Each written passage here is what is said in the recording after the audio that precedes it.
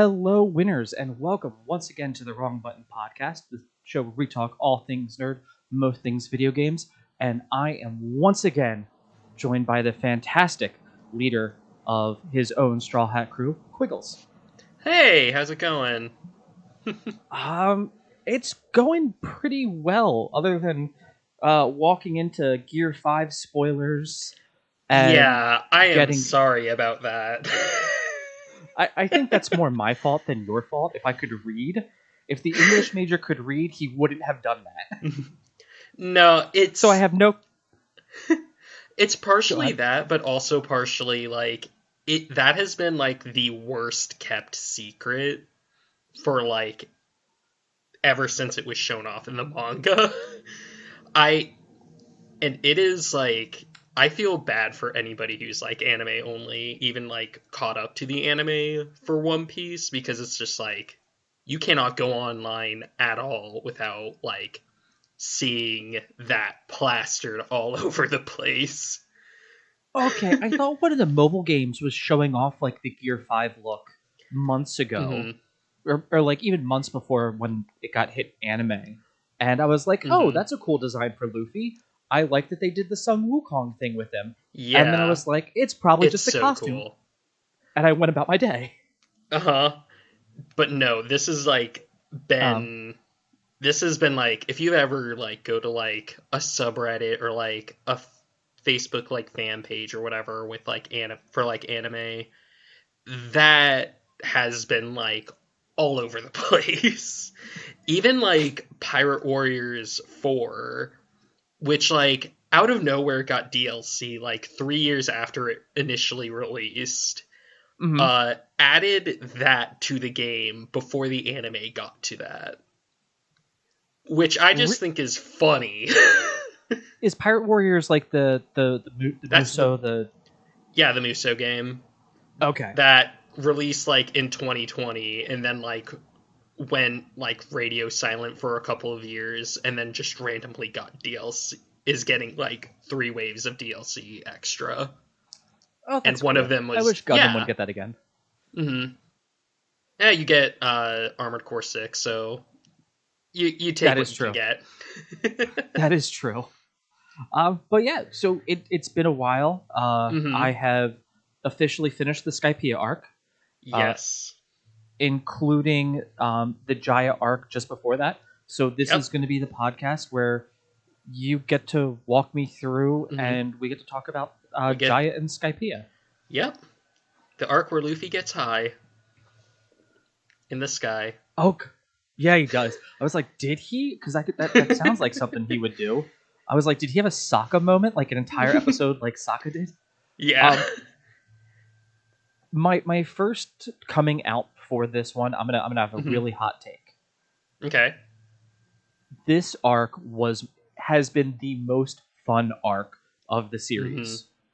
Not the best arc. Like, I'm not gonna say it's better than the Alabasta arc, because that I am still very much of the point where I don't know how you're ever gonna top political intrigue, like pulling at the heartstrings, hero's journey, growth, all that stuff. Comment section, do not tell him. Please don't. But then coming to this arc where it was, hey, we're pirates and we're going to go on a treasure chest hunt. Yeah. And we're going to do the pirate thing. And I was like, okay, I'm here for that. Like, the whole thing is just about finding some gold, and it felt like they did a very good Treasure Island homage, along with a lot to establish the world. Oh, this arc is, like, the best one in terms of, like, world building. I'll tell you that right now, because it sets up so much about this world between, like, the Dials, Mantra, Sky Islands in general, the Legend of Nolan, just everything. It plants so many seeds that it's hard to not look at this and just be wondering just, like, how important it is. Which, believe it or not, this arc was actually, like, really hated, like, back in the day. But But in more recent years, a lot of people have realized, okay, no, this is actually like a really good arc. We just didn't appreciate it at the time because we are still getting like payoff for a lot of like the setup that happened here. And so I'm going to relate to something that you've probably never watched. Star Wars: The Clone Wars, the animated series. I do hear similar things to that. Yeah, there's an arc called the Mortis arc, which is like about what the Force is and where the Force comes from. And the only difference from that is like at the end of that arc, the characters wake up from a dreamlike state and they don't remember it. Mm-hmm. But now, after Ahsoka and the Mandalorian, they like tease different parts of it, and you're like, that actually mattered. Like it didn't matter to any of those people, but now you're saying it matters. So I can see that, and the fact that the arc, or this entire arc, starts off with a ship falling out of the sky.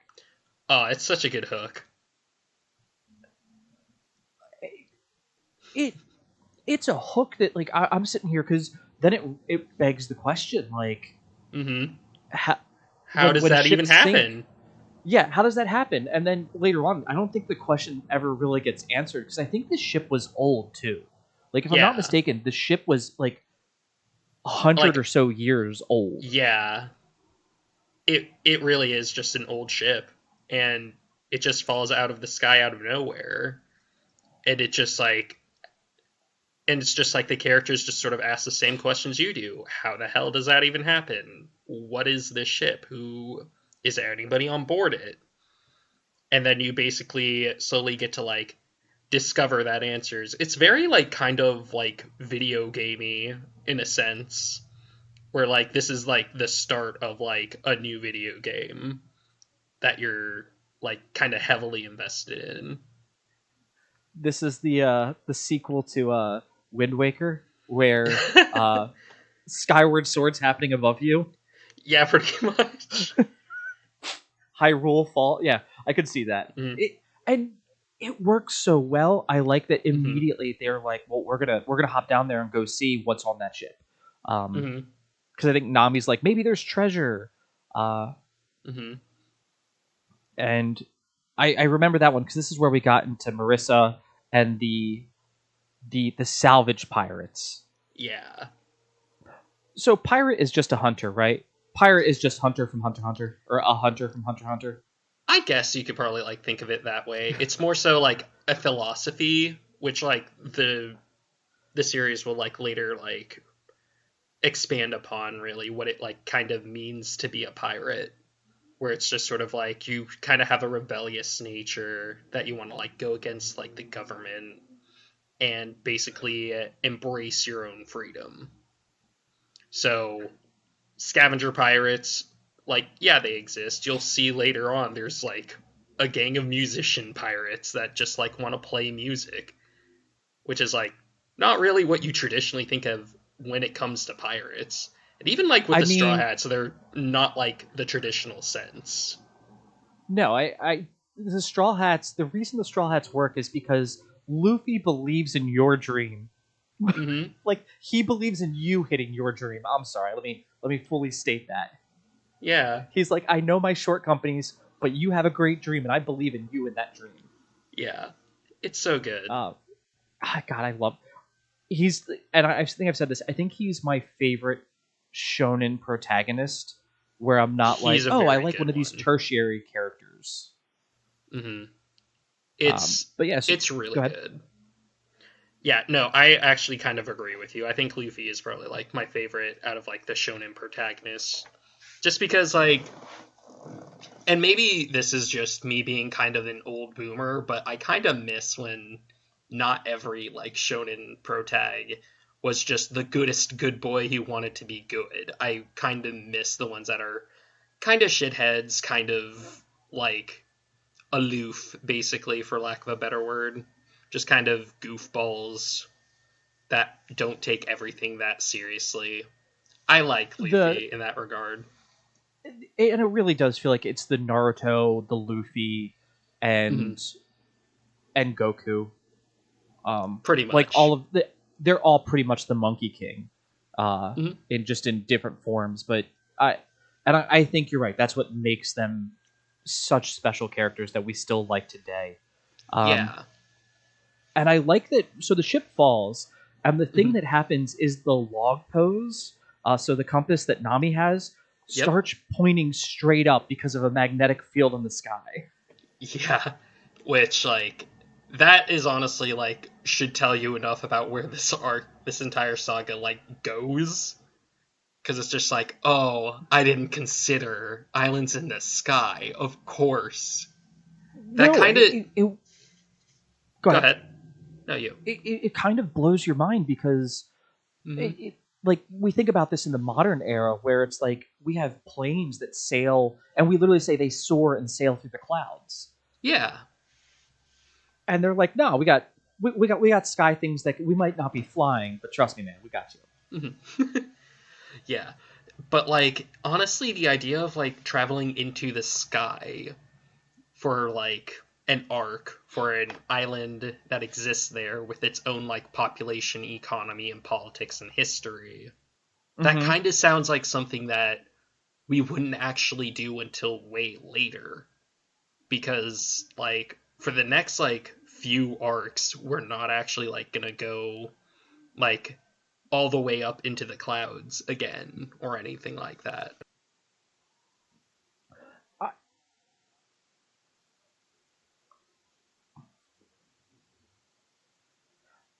Myself, but you're good. It's just we'll definitely touch on that.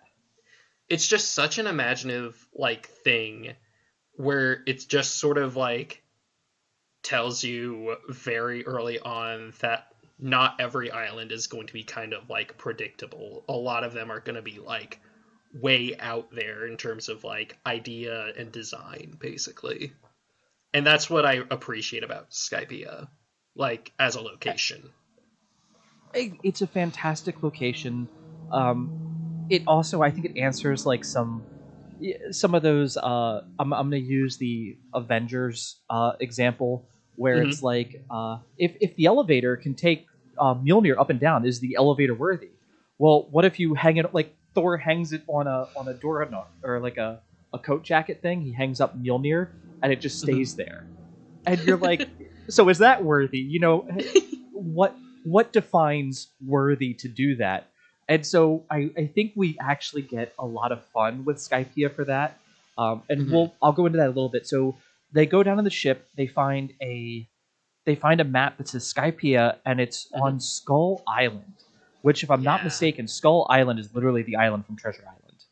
I'm pretty sure it is, yeah. Like that's so we're starting off right there. And then they kind of find the Masira pirates, who are the salvage pirates. They accidentally kidnap Luffy, Zoro, and Sanji, and that doesn't go well. And like right after that, Robin like figures out you need to control your girl. By the way, holy crap!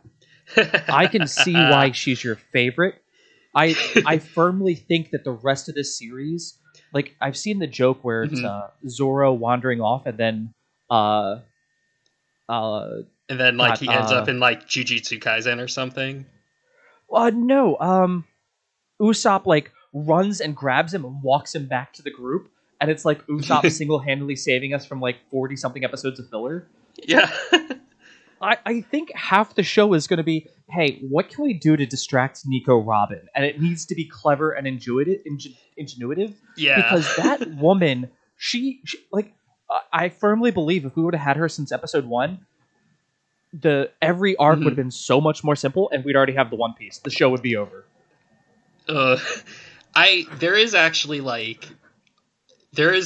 a few memes out there. One of which that a friend of mine like showed me that I won't be able to show you until like 2 more podcast episodes.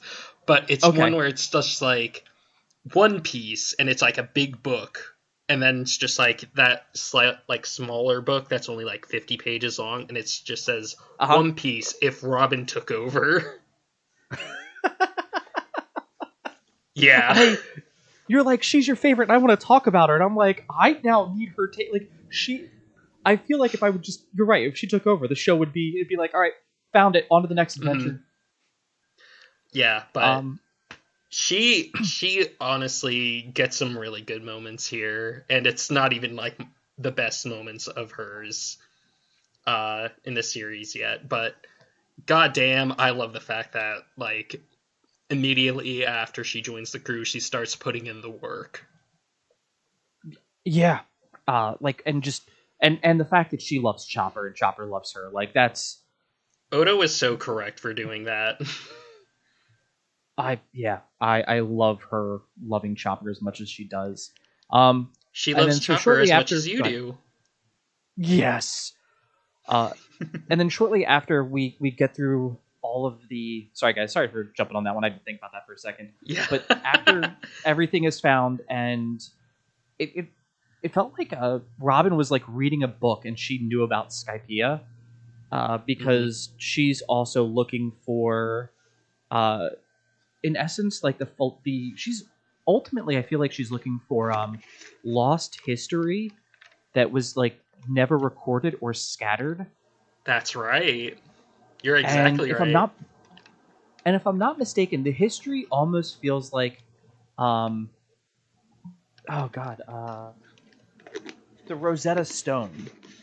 Like that's what the history she's looking for feels like, because it's different languages, and that's what she was trying to take Crocodile to see, and she's like, this isn't the one though, and she thinks that the Rosetta Stone, I'm going to call it that for right this moment, is for the most part the One Piece, because it would give you the complete history of the world, unabridged, unedited.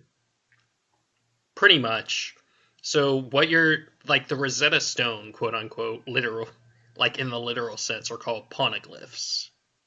Poneglyphs, thank you. So she's actually like out looking for that, so that way she gets like the full unedited cut of the history of the One Piece world. Because there is some stuff that's still unknown to everyone, including her, and we got to find out what that is.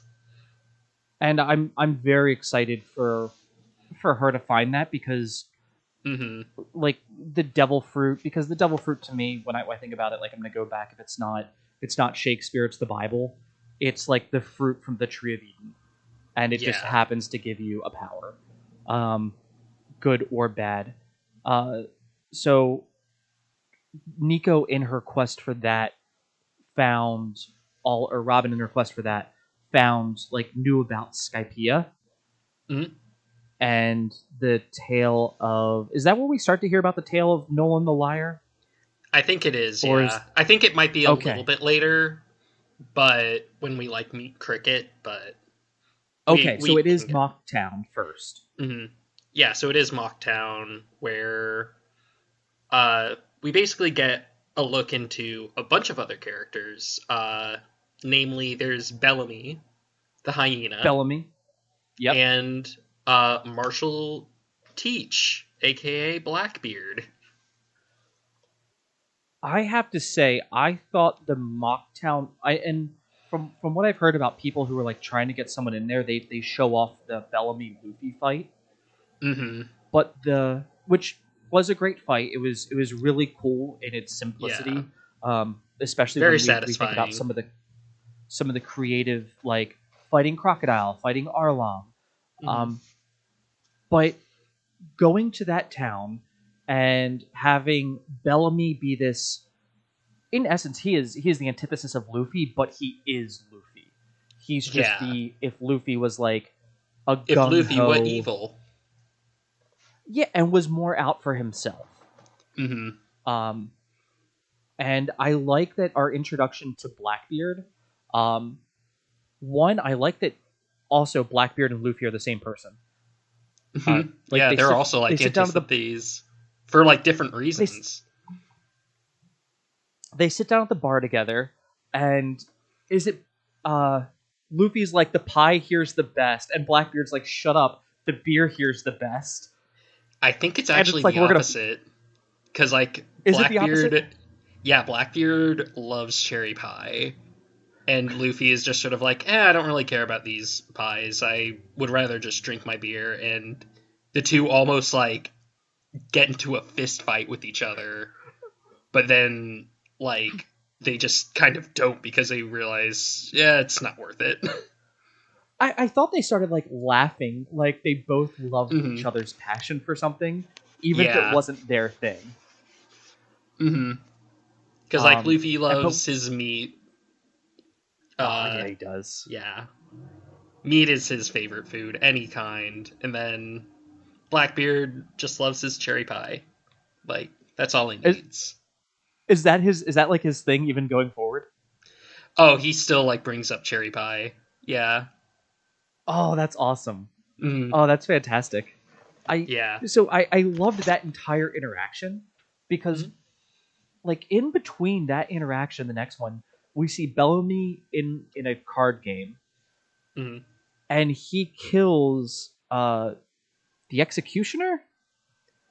He's not important. But he's like a 48, 42. He's also like a He's like also a multi-million. pirate. Yeah. Yeah, and he's a multi-million thing. And Bellamy like sucker punches and just kills him.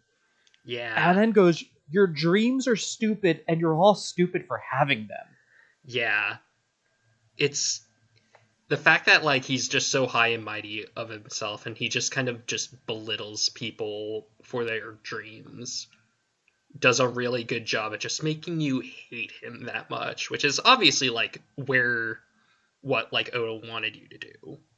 He wanted you to freaking hate this dude because like who the fuck does that really? And I like how he comes in the bar, like uh, Blackbeard and Luffy shared their drink. Mm-hmm. Blackbeard's like, "Okay, I bought the rest of the pies from this place. Deuces, I'm gonna leave. You have a good one, Luffy. You feel like a real one." Mm-hmm. And I don't even think he realizes that he was Monkey D. Luffy. He didn't.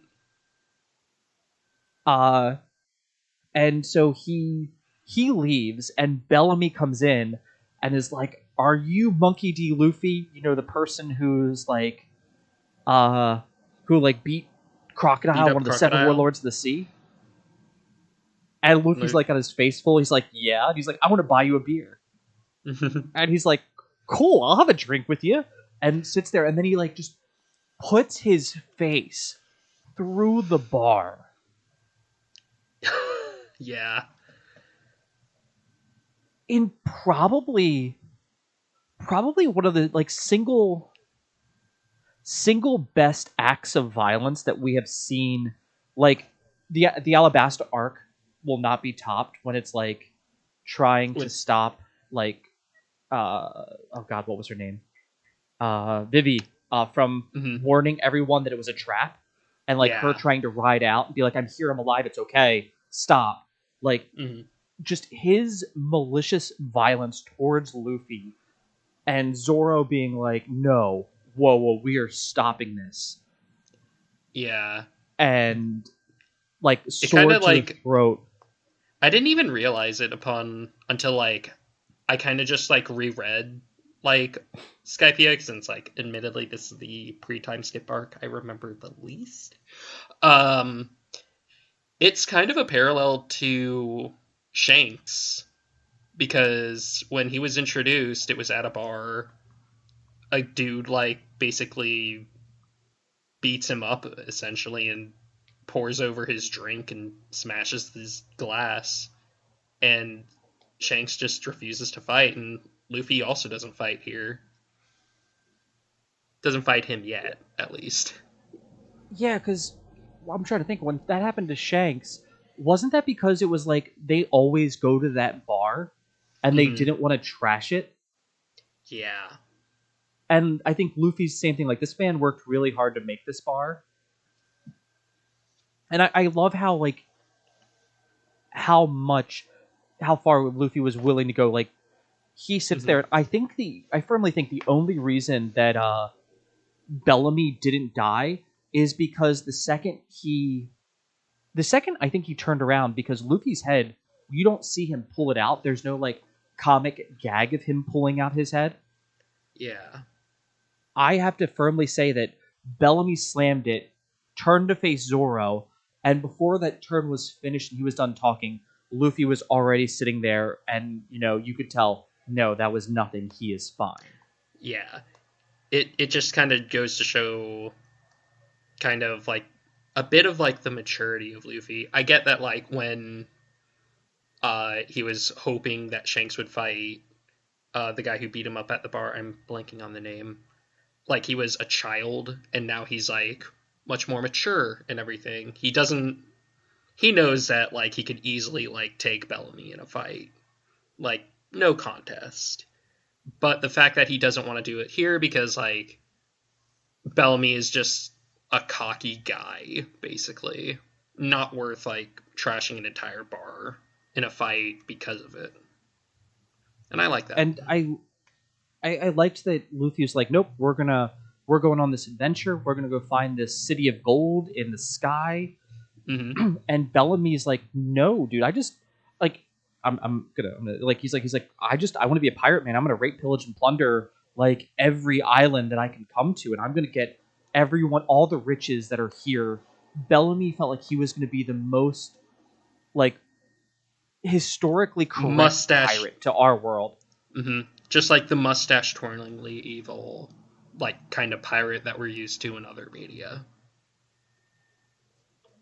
And then after Luffy, does he like throw Luffy out, or does Luffy walk out of the bar and Bellamy leaves? I'm pretty sure Luffy just kind of walks away from this one. Because I think like after that we get the scene with him, Zoro, and Nami with Blackbeard yet again, and he says, hey, a man's dream will never die. Which is like a really good antithesis to Bellamy. And I love that. And I think I messaged you like I like Blackbeard because like I've seen a couple things where people like show off Blackbeard versus I don't know who's going to play Whitebeard in the live action because that man's just giant.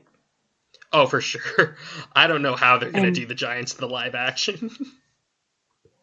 And Blackbeard was like, he's like, no, he's like, you're not wrong. Your dream is better than anything that he could ever think of. And he's like, and then you also see him standing there with all the other like weirdos. I'm gonna say that like, I like how I'm saying weirdos, and then it's like all the other people that the Straw Hat crew bumped into, and it's like, well, the Straw Hat weirdos. You're gonna have to be more specific than that. Yeah, but it was like the rest of, or it was his posse, his retinue of like 5 most trusted confidants that were also going to be the Blackbeard pirates, and yeah.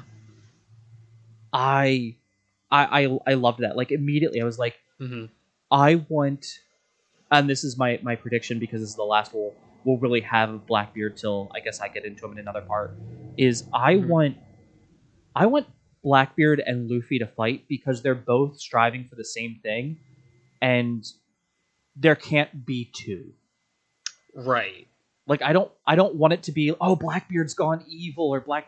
I want Blackbeard to be like, no, I want what you want as bad as you do, and you're gonna have to fight me for it. Yep. Well, which, yeah, and so will Whitebeard because I think Ace also sits there and goes, that's what Whitebeard's dream is too. So when you get there and you're on that level, you will have to fight me for it. It's such a good like dynamic where it's just like we're not enemies right now, but eventually we're gonna have to go toe to toe, which again is more setup that Oda really does really well because it doesn't feel like a cock tease. It just feels like, hey, because of this is how the world works, there can only really be one pirate king. And Luffy's the protagonist, and we have all these other recurring characters. He's gonna have to fight one of them at least. I think the two biggest contemporaries to even compare that to would be Naruto and Sasuke. Because that's like an inevitability. Or that, yeah, Naruto and Sasuke. Would Itachi also be one? Because you kind of know, like, when he's introduced, oh yeah, killing this dude is like Sasuke's endgame. So, and this is where I think it's going to get weird comparing like shonen likes for this. So yeah, the ones I would compare it to would be like it's going to be Naruto. It would be My Hero Academia, and then the other one would be Black Clover, because they each of those have like My Hero, who's going to be the number one hero. Well, sorry, we know that Midoriya ends up that way because of how the series starts. Yeah, But it's like him and Bakugo, where it's like they both want to be really it. Yeah, and there can only be one. So there's this pushing each other, and you get to see that growth. Excuse me, sorry. Black Clover, it's Asta and Yuno who are like, nope, I want to be the Wizard King, and I'm going to be the next one. Right. And they both have like equally as strong of magic because of the way their grimoires work, just a little bit on opposite ends of each other. And I think the worst one honestly comes down to Sasuke and Naruto, because Sasuke was just like, nope, I want to kill my brother. I don't care about being the Hokage. I want to become super. And then at the end, he's like, no, I want to be Hokage. And it's like, shut up. I haven't actually like gotten that far into Naruto, so like when I'm sorry, I didn't mean to spoil that. Sorry. No, I'm not going to like read or watch the rest of Naruto from where I am. I dropped it because I don't want to get into it, but I don't like it. It's you're okay. Yeah. Like I was so nervous to start One Piece, and I'm so glad that I did because of like how Naruto was and how long this is. But this is such a good. And like I said, compared to that, like comparing it to its contemporaries, I can see where My Hero's like, hey, we're gonna kind of give a Blackbeard and Midoriya treatment, just kind of change them up a little bit. Where Midoriya is like the goodest good boy, and Bakugo kind of has the zaniness of Luffy, but the explosive temper. Or he's kind of like a bit of like a mix between like Luffy's like kind of crazy kind of powers and like imagination, but also with kind of like punk attitudes, like what Yusuke Urameshi or Jotaro Kujo have. Yeah, but I think that I now look at those relationships, interactions, and go, after this one sequence of seeing that it's like, hey, he's an antagonist, I don't know if he's going to be a bad guy. And seeing that, like, well, Whitebeard's going to be the same way. I have no idea who that's going to be yet, other than like that one scene where Ace reports back to him. So, this is also like a bit of a start of a tradition where we get to see like other parts of the world for a little bit in One Piece. Really? That's not like, yeah. So this is actually going to become like a lot more common. Like typically Oda does this like in between like big arcs where it's just sort of like, by the way, we've spent like 40 chapters in this island, but let's see like what's going on like in the rest of the world. And then you get to go back to like see like some of the older characters, like Buggy like actually gets like flashed back to, or I wouldn't say like flashback to, but like gets like the focus on him for like a chapter or an episode of like what he's been doing like during this like major arc that the Straw Hats have been going to that doesn't involve him. And go ahead. It's just like a show of like how much of a lived-in world that One Piece has that I am always going to be about, and I'm always going to be a huge whore for.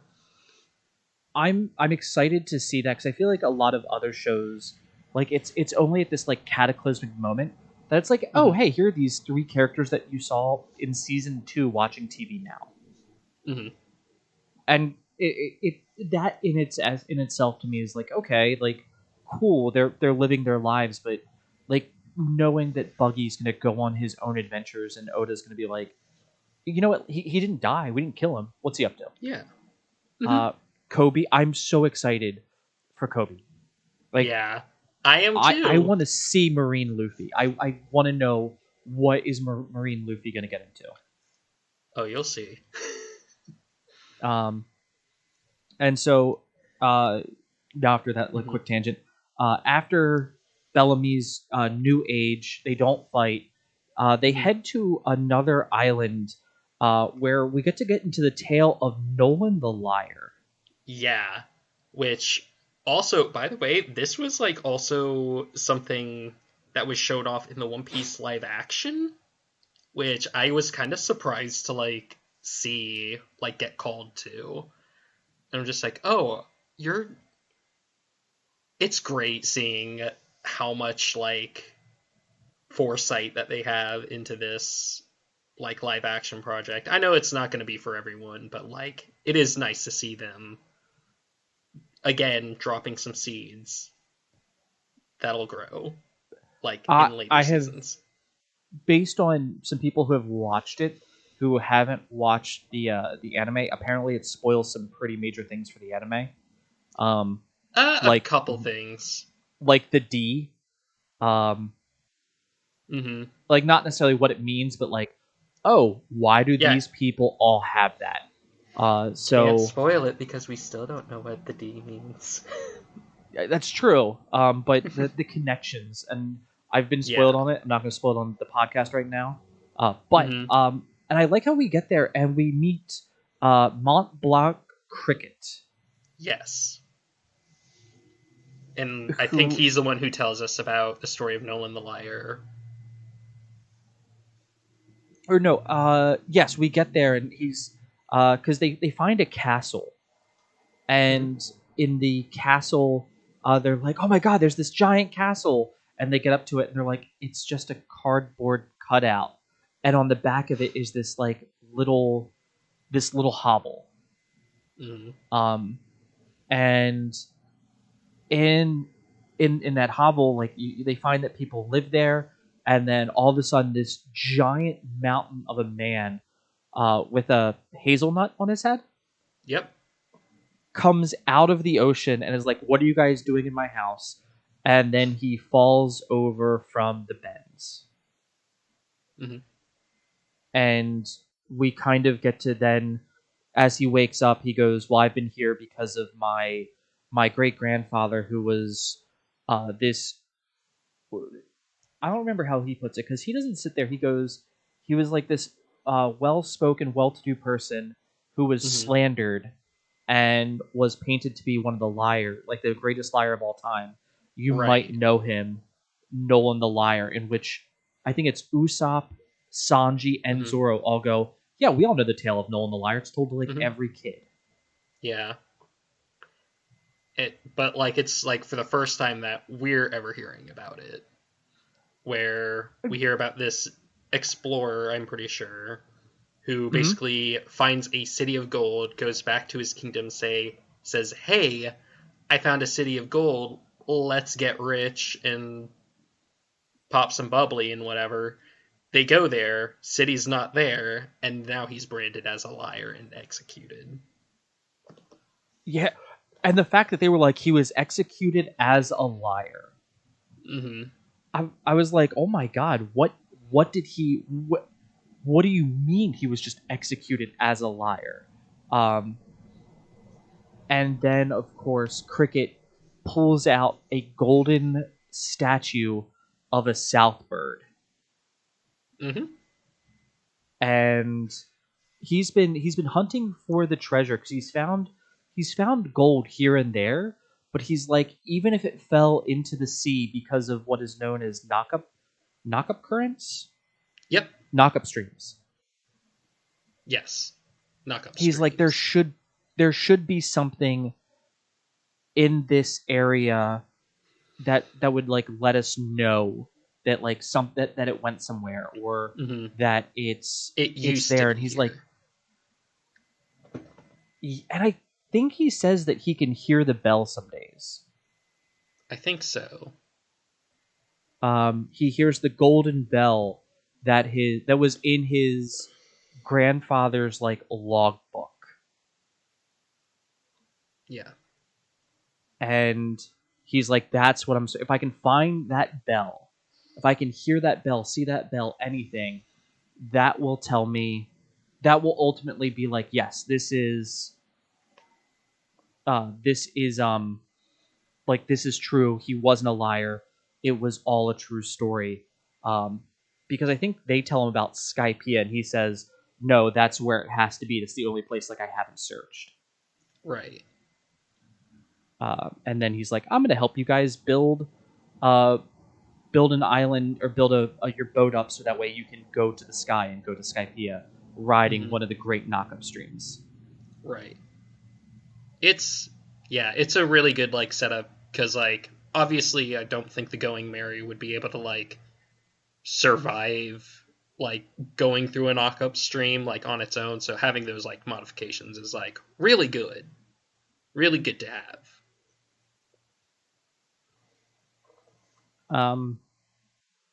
So while they're and actually talking about about how you like to see what the rest of the world is going on to, while Luffy and the gang are helping Cricket kind of get back together with Chopper and like telling him to rest, and then the salvage pirates come back and they're gonna like lend a hand because they're like, "Oh, you're friends with Cricket. We like you now. We're not gonna hold this grudge." The updated scouter information, the scouter patch comes in, and everyone gets a new updated sheet of power bounty. level.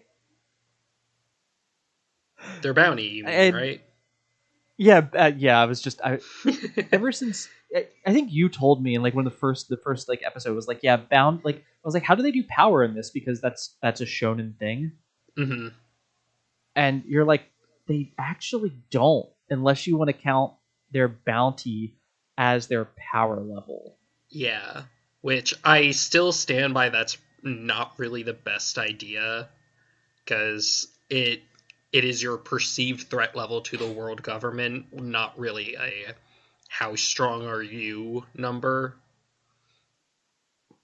So, yeah. But you saying as like your perceived threat, you know what? I actually like you're right. It's not a 1-for-1 power level, but to say like, hey, if this person were to like actually turn his ire on us, we'd have like I would assume this much in damages per person. That's more accurate to what it is. That makes me feel like okay, I see what they're going for, and I will stand by that. But I like that Bellamy gets a hold of Luffy's bounty and is like, that weakling whose head I put through a bar, he's worth 100. I keep on wanting to say 100 double dollars, and I'm like, nope, it's Zenny. It's Zenny. It's berries. It's berries. It's berries. Yeah, but it's essentially the same thing as double dollar or Zenny. Yeah. And then Zoro, his first mate Zoro now has a bounty. Yeah. And it's 60, and I think that's it. Sanji doesn't have one yet. The rest of the crew, I don't think has one at this point. I think it's just Luffy, Zoro, and I think Robin. Yes, but Robin had her own. Like, yeah, because she was like part of Baroque Works. I'm gonna say for the purpose of power scaling right now, Robin is not allowed to count.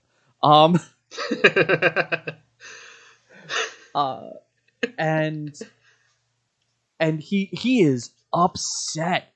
And oh wait, Usopp has one because you can see him in the back, like right there. Oh, picture. Oh, of course. How could I forget? He also has an infamous bounty now. Yes. And so Bellamy's like, I'm gonna go beat the crap out of that Monkey D. Luffy guy. I'm gonna show him that his dream means nothing. Because they go while they're out looking. So they're out looking for South Bird, and this is now gonna prove my Nico Robin theory, right? So Cricket is like, hey guys, if you want to catch one of these things, we're gonna build up your ship, right? If you want to catch the knock-up draft, we're gonna fix your ship and duct tape some cardboard wings on it, and you guys need to go find a South Bird because it's gonna point you dead south, and that's where I predict, using like seismic locations and weather patterns, that the next knock-up stream is gonna happen. And they're like, dope, we're gonna go do that. Let's just go into the woods where we're gonna find it. And I think Robin even starts to say, oh, this one, if we can And Luffy goes, last one, there's a rotten egg. And they go have 2 episodes worth of nonsense in there. And literally they go, oh, after chasing one around, I think everyone chases one around except for Robin. And then Robin runs into them all chasing one and literally lays eyes on it and then lays hands on it. And they all look back at her and she's like, I was telling you, all I have to do is see it and I can grab it. Yep. And it was just the like, oh no, she can't be this strong. Like, she can't be this strong already. And so they capture the South Bird, but because, Luffy wanted to make a game out of it, they come they come back, and Cricket's place was attacked by Bellamy because they knew that he had some gold, and they were like, this is how I'm going to show him that his dream doesn't matter. And Luffy's like, I'll go find them, it'll be okay. And Cricket's like, look, you don't understand. You only have, you have to be in the water by like dawn, 6 a.m., whatever. And that's otherwise you can't make it. And Luffy's like, what time is it? He goes, it's like 4:30 or 3:30, and it's a 5-mile hike. And he's like, don't worry, I got this. And you gotta love Luffy's confidence. Because he always has the means to back up his words. But it was such a like him to be like, one, I'm not going to stand for this, and then two, he had like a 2-hour time limit or something like that. Yep. And it's like, in my prime, so if I'm going to say I'm the same age as Luffy when I was in the military, I could do 5 miles in about an hour. Right. That's like a 10-minute mile. That's when you start thinking about distance, like a 10-minute mile is moving, especially at mile 4. And that's just one way. Yeah. And so he's like, I'm going to go do this. And he runs into Locktown, and he's damn near like, Bellamy, get out here. We're not doing this. I'm not going to look for you. Get out here. Yep. Does he fight any of Bellamy's crew? I don't think he does. I think he just cares about Bellamy, because like he knows he's the one. One, I'm pretty sure that's the only one whose name he actually knows. And then that's 2, fair. Because he's the captain, he probably has all the money. And he wants to, like, kick his ass because, he's a cocky bitch. And can we talk about, though, just because, and now it's like, okay, how else is Bellamy like Luffy? He has the spring hopper ability. Yep. Spring food. And I was like, that is because after it's a Looney Tune ass power. But Luffy is a Looney Tune. Yep.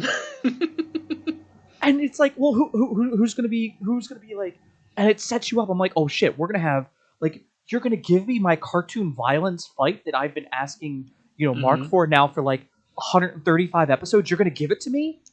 To be fair, you got that with Buggy as well. Okay, you're right. Fair enough. But Buggy then resorted to like a buggy bomb, and he's like, "This isn't funny, kids. This is real murder now." But it was going to give me like another fight, and I think the tone for this one, like, Luffy kind of had some fun with Buggy, because I'm trying to remember back to like what Buggy was doing. He was taking over Orange Town, basically, just sort of like ruling it with an iron fist, with his like clown-themed pirate crew. And yeah. But here, Luffy is just sort of like serious mode. I don't have time for this shit. Come here so I can kick your ass. And he does like the springing. He's bouncing off of everything. Mm-hmm. He gets a couple hits in on Luffy. Mm-hmm.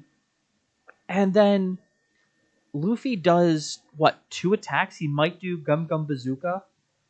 Mm-hmm. And then I think he literally just, like, punches him in the face. I don't even know if it's his pistola. I think he It's literally not. just It's punches just a him. regular punch to the ground. And that And sends Bellamy, and that knocks him out, like, instantly. One shot. and part of me was like, oh, Luffy, on because originally when I was watching it, I'm like, no, Luffy, he realized that Bellamy was moving so fast, and that if Bellamy didn't have full control of his powers, and he comes at Luffy, all Luffy has to do is like meet him with his normal punch, and he can take. And I'm like, no, he literally, it was no deep thought. It was literally just Mm-hmm. Luffy's like, you're not worth it. He comes at him, he punches him really hard, and then Bellamy goes down. Yep. Because why would you try if you don't have to? And I know I think for her, I was listening to a couple, like there are a couple other like random like One Piece things where it's like that's one of the fights that's shown is like that fight Mm-hmm. to show you like this is how serious Luffy is, and I'm like that's not a good fight That, to do that. I would say show the right. buggy fight because that's fun. The buggy fight is very fun, and it's more indicative of what Luffy is, basically. Like, this one is, And like, he a good, like, short fight, I guess. But it's also, like, no. It's a lot more where, like, Luffy's serious, and that's just not really what I want with One Piece. I like Luffy being goofy, but I also, and while I do like the serious moments Luffy has, I think, like, the most memorable moments with him are the goofy fun fights where whoever has the stupidest idea ends up winning. and that's how this fight felt like it was gonna go. Mm-hmm. Because I was like, okay, we're gonna get a Looney Tunes fight. It's completely subverted because Bellamy doesn't deserve a fight with Luffy. Like he's Oh, for getting this sure. fight because Luffy's like, I can get there and get back. It won't take me time at all. You worked really hard for this. I believe in your dream, Cricket, and Mm-hmm. we're gonna go find the Sky Island. So I'm gonna get your gold back.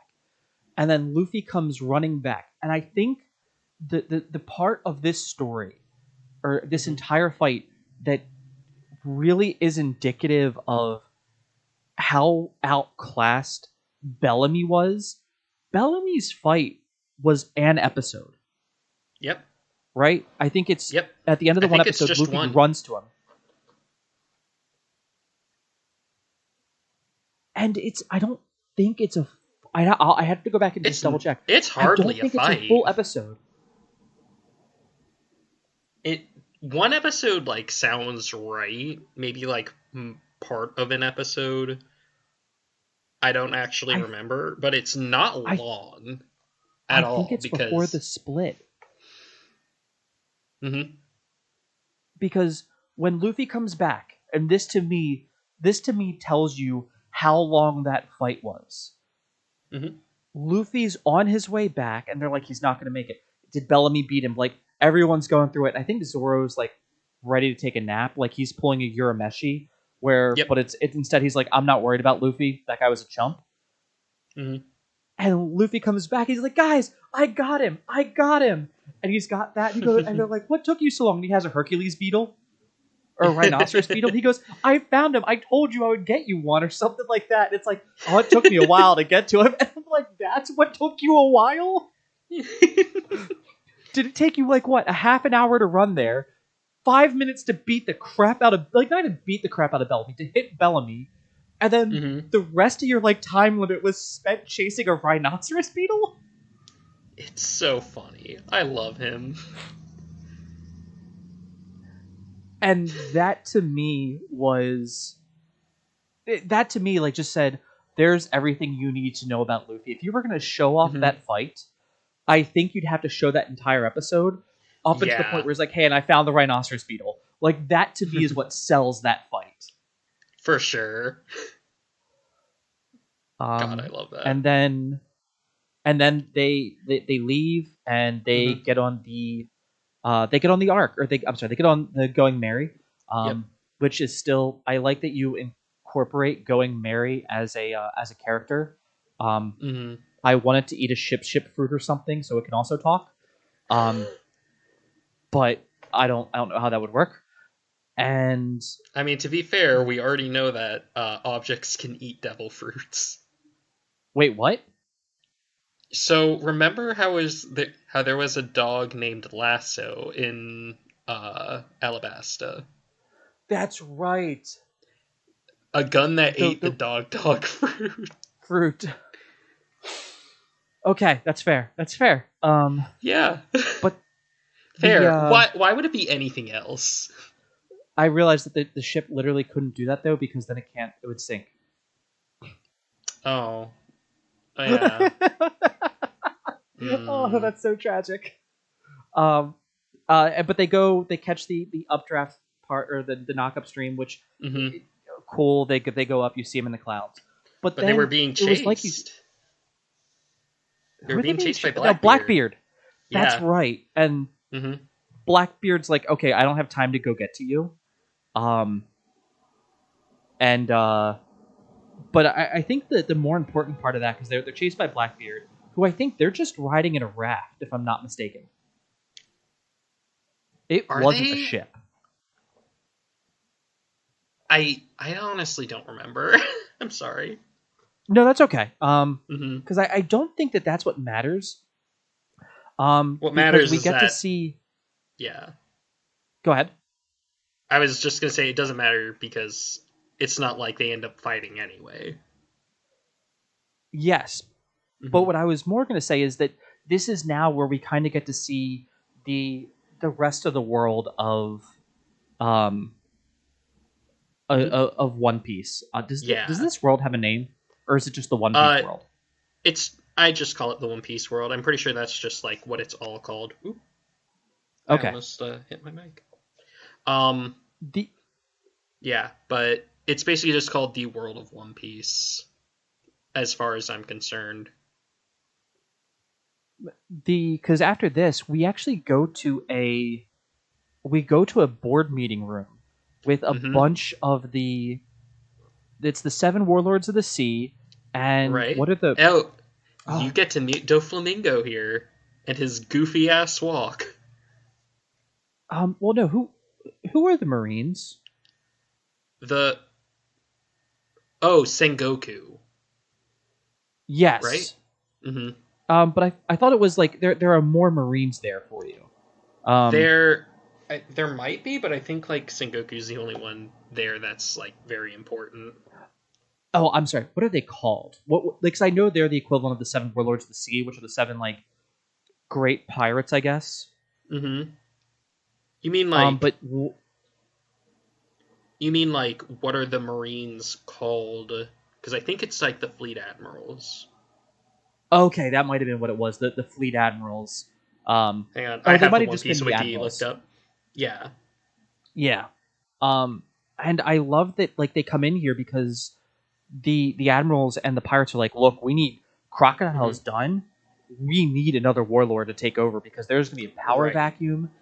And I don't think we I shouldn't say we, but I don't really know the implication to what the warlords of the sea actually do.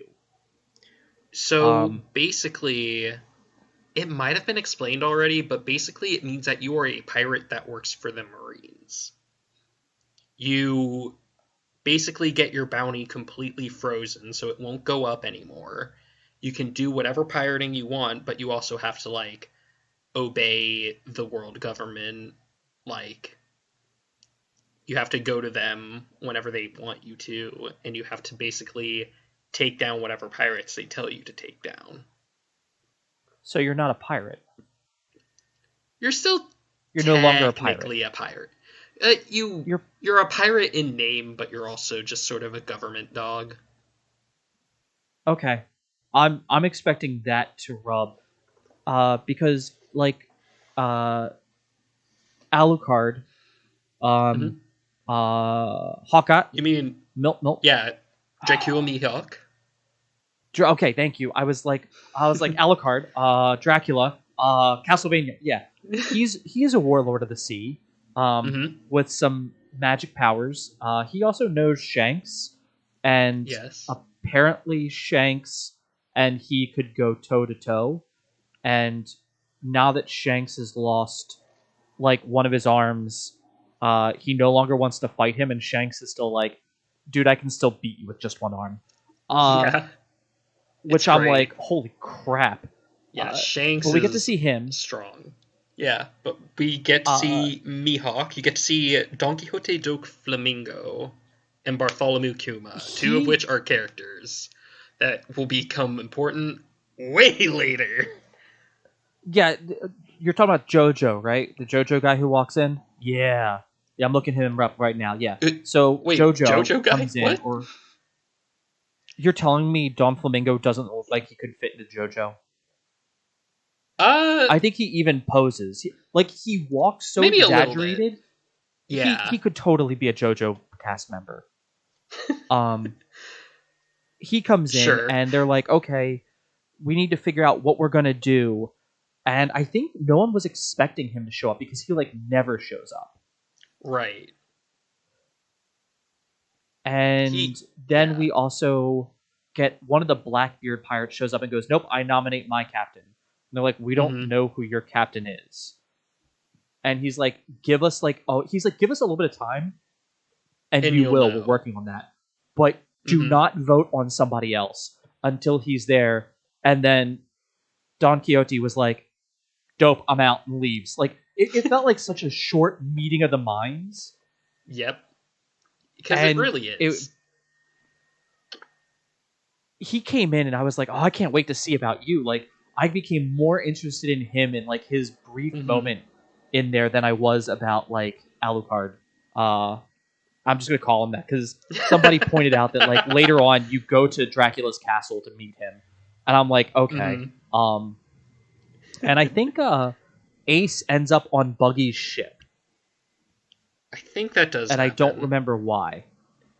And yeah. Yeah, but like I liked seeing the Warlords of the Sea being like, we need another one. We need another power vacuum. We need someone strong in here. And I just couldn't figure out exactly why. It's just a good tease of like what's to come, because you have what, and it probably does like have to do with like a question that people probably had after Alabasta, which was, okay, so we now got rid of one warlord. Does that just mean we have the 6 warlords of the sea now, or do they just get a new one like the old one broke and we're replacing it? Which I think this is probably like the best time to just answer that question, which like, yeah, we do get a 7th warlord. There has to be 7. And it makes me think there was excuse me, sorry about that. There was there was like an old movie or something, and it might be an old series, and I just can't think of it. But they talk about how there used to be 7, and then like the newer ones of this younger generation of them that have like replaced the old guard as they've been taken out just aren't cut of the same material. So it's also like, well, if you get new Warlords of the Sea, what are they compared to the old Warlords of the Sea? I'm guessing that'll be like answered later, but that's just that's also what that makes me think of. It's great. I love the Warlord system like so much, and they're also a bit of a fun fact. They were not initially a part of the series. They were initially. What were they? So the original plan was that there was only going to be the 4 emperors, which are still a thing in One Piece, but they would be like the 4 main bosses of One Piece. I haven't been introduced to an emperor yet. Right. Okay. You might have. But Oda, after like Arlong Park, realized, okay, our Straw Hat crew is not strong enough to take on an emperor yet.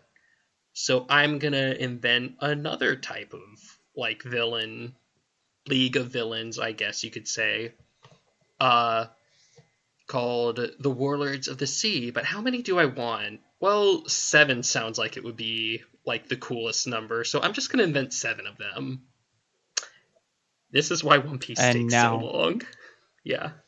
And now we've seen... Well, no, because we've seen a few of them, because you've seen Crocodile, you've seen Doflamingo, you've seen Bartholomew Kuma. Yep. And that is it so far, I'm pretty sure. And Mihawk. Wait, is it Mihawk? Yeah. So we've seen 4 of them. Okay. And we know that Crocodile's now no longer a warlord because he lost to Luffy and tried to kill everybody. So that's fun. And it was. But now after that, so after we get to that one, we now get to get to the meat and potatoes. An hour in, we're going to get to the meat and potatoes. Finally. The Skypiea arc. Yep. Which... Yeah. The storytelling for this arc, like I said, this arc is more fun to me than Alabasta was, just because once again it's a pirate arc. It's an arc that I'm like, oh, we're going on a treasure hunt. We're going to an uncharted island, an uncharted area of the sea, and we're gonna see that. I also think that the writing in the presentation of the story here was also better. And that one will come back in when we revisit Nolan the Liar. It does, like, the reason why these like podcast episodes get progressively longer is just because these arcs kind of introduce so much to you, whereas like something like East Blue, it just like establishes everything. Here is where we have to like Oda like takes off his gloves and says, all right, time to world build now. And he does so much of that in this arc. If you are somebody who loves world building, you love Skypiea because it does that. It does some really good advanced stuff to you. And it does it in spades. Because so immediately after getting like knocked up into the clouds, so like they get blown up, they crash through the clouds, and they immediately start sitting on like a massive cumulonimbus cloud. And it immediately is like, oh my god, they can float up here, the sea's up here. The ship was still bobbing, so the cloud was dense enough for it to still be considered water. Right. And then it's like, I'm pretty sure it's like very quickly decided, hey, these clouds basically are just like an ocean, basically. And one of the things that I thought was really good about that was Luffy's first thing is, I'm going to jump in and see if I can swim to the bottom. And he immediately like gets... He freezes up or starts to sink because he can't swim and has to be rescued. And it's like, no, the properties of water are, if it is considered a sea, so like I could see it being like, it's a sea of lava.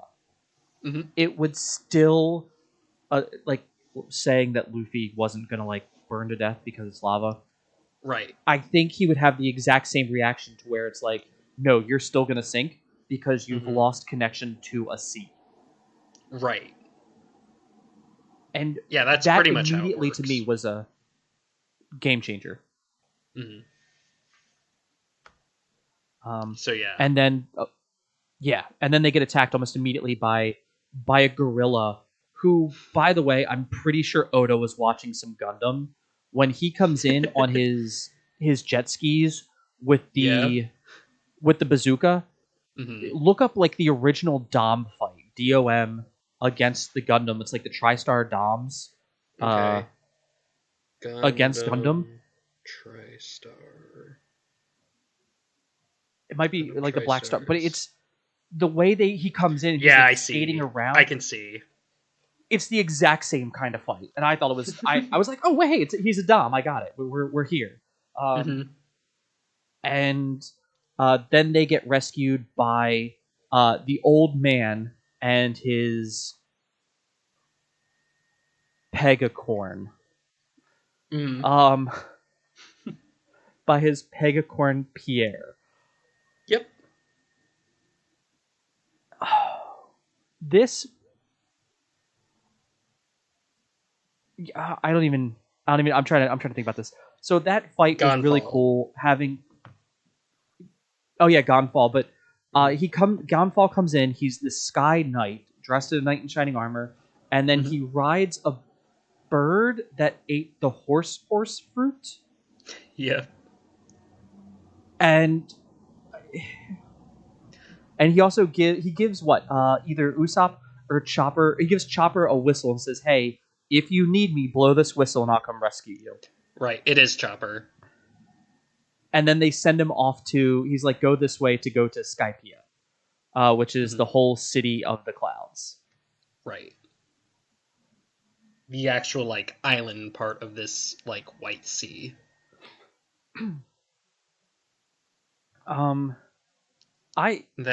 So how was it for you? Because I take it you were like reading this as it came out, or did you watch this when it was anime?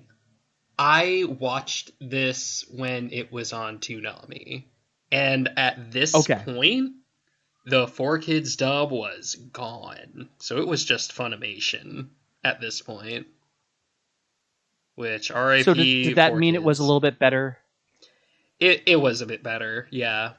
Okay, but you could also it was a little bit rough because like these were like some of the first episodes the Funimation cast recorded. They would eventually go back and record everything before it, but this was like I was still like having fun with it. I remember like tuning into Toonami like for its little like block of like Dragon Ball Z, Naruto, One Piece, Bobo,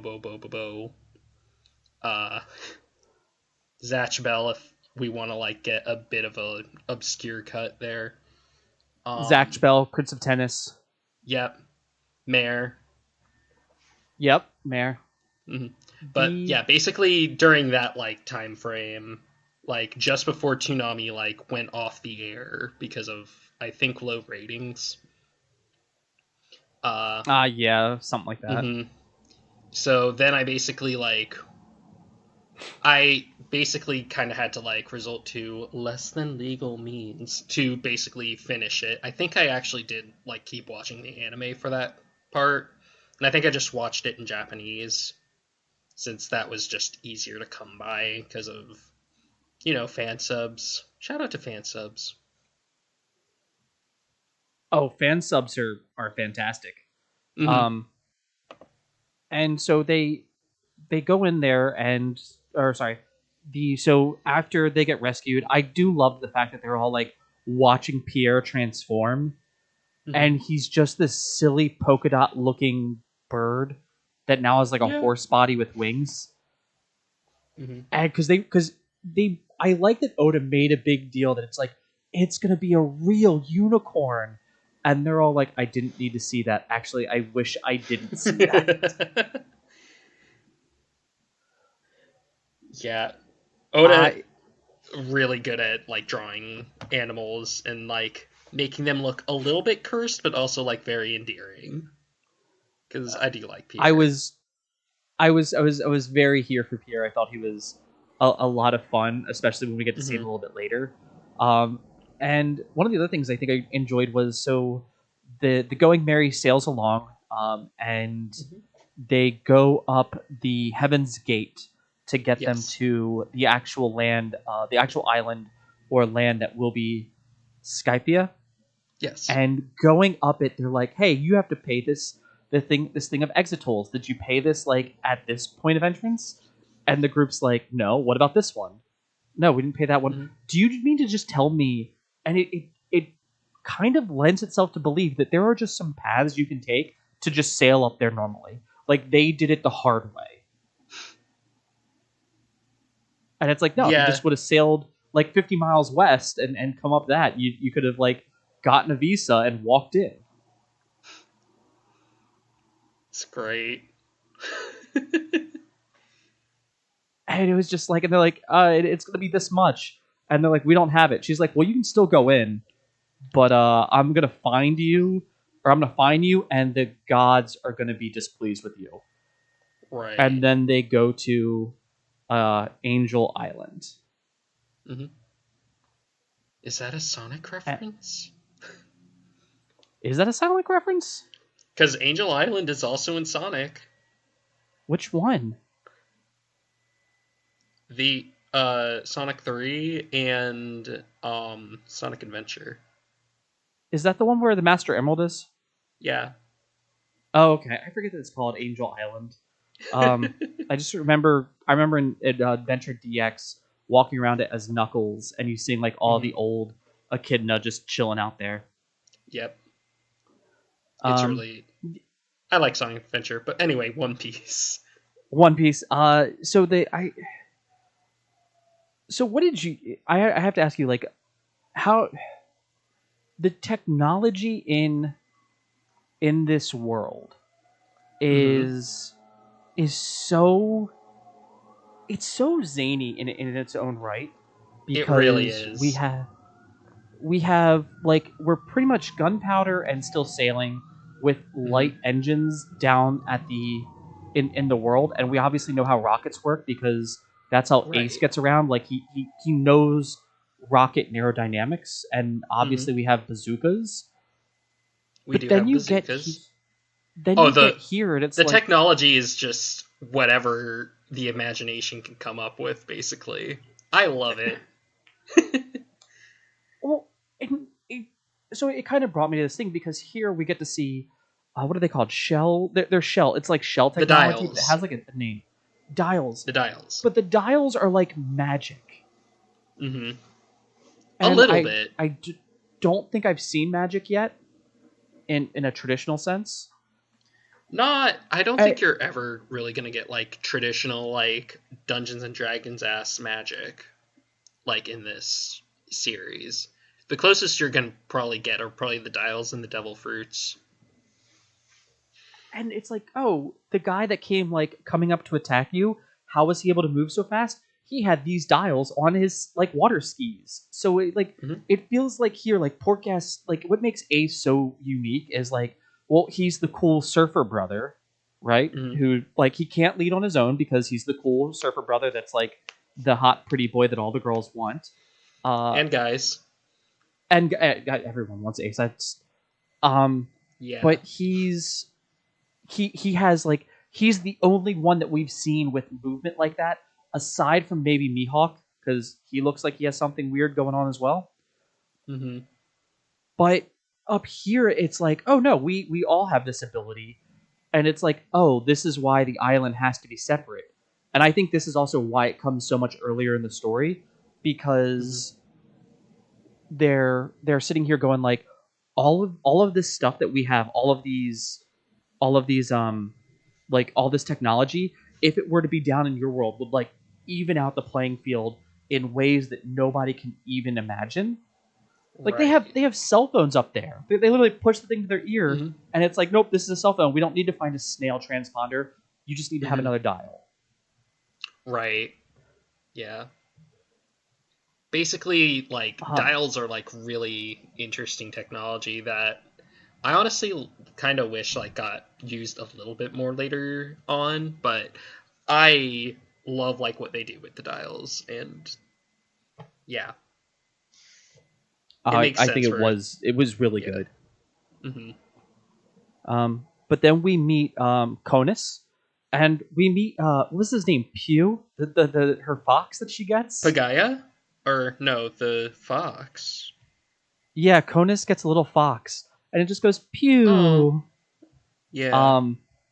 And her father Pagaya, who were like, "Hey, you guys are new up here." It's called Fu. Yeah. It's called Sue.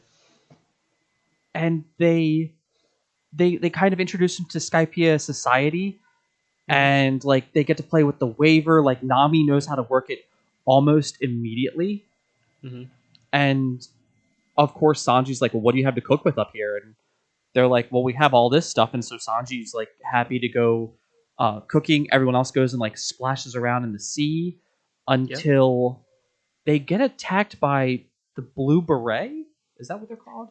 White Berets, I think it is. The White Berets. But basically the cops. I love how they come like low crawling in, like army low crawling, by the way, if you ever want to work on that core and tone up the core, this is for anyone out there, do the military low crawl. Just do it up and back when you're on your carpet for a couple days. You'll feel it. And I love how they stand there with like doing bunny ears to salute. So goofy. I love it. And the subversion of this episode, right? Because they're here, they're like, we have trespassers. And I was like, well, I'm like, no, this is Treasure Island. They're the natives. You have now invaded their area. Their island's been untouched for as far as we know for however many years. And you guys didn't pay the fine to like, or the fee to get in. And I was like, okay, this is silly. And of course, Conus and Pagaya are like, nope, we'll protect them, we'll hide them. Nope, we haven't seen anything. We have no idea what's really going on in this area. We just know that like stuff is happening and it's going on. And then they're like, oh yeah, we can totally help you try to find that, but the only area that I think that you can go to would be God's Land that would have it all. And that's where it starts, because Nami goes out on the waiver and she gets close to God's Land. She sees somebody running away, and then you literally see a Gears of War Hammer of Dawn. Pretty much. And she leaves.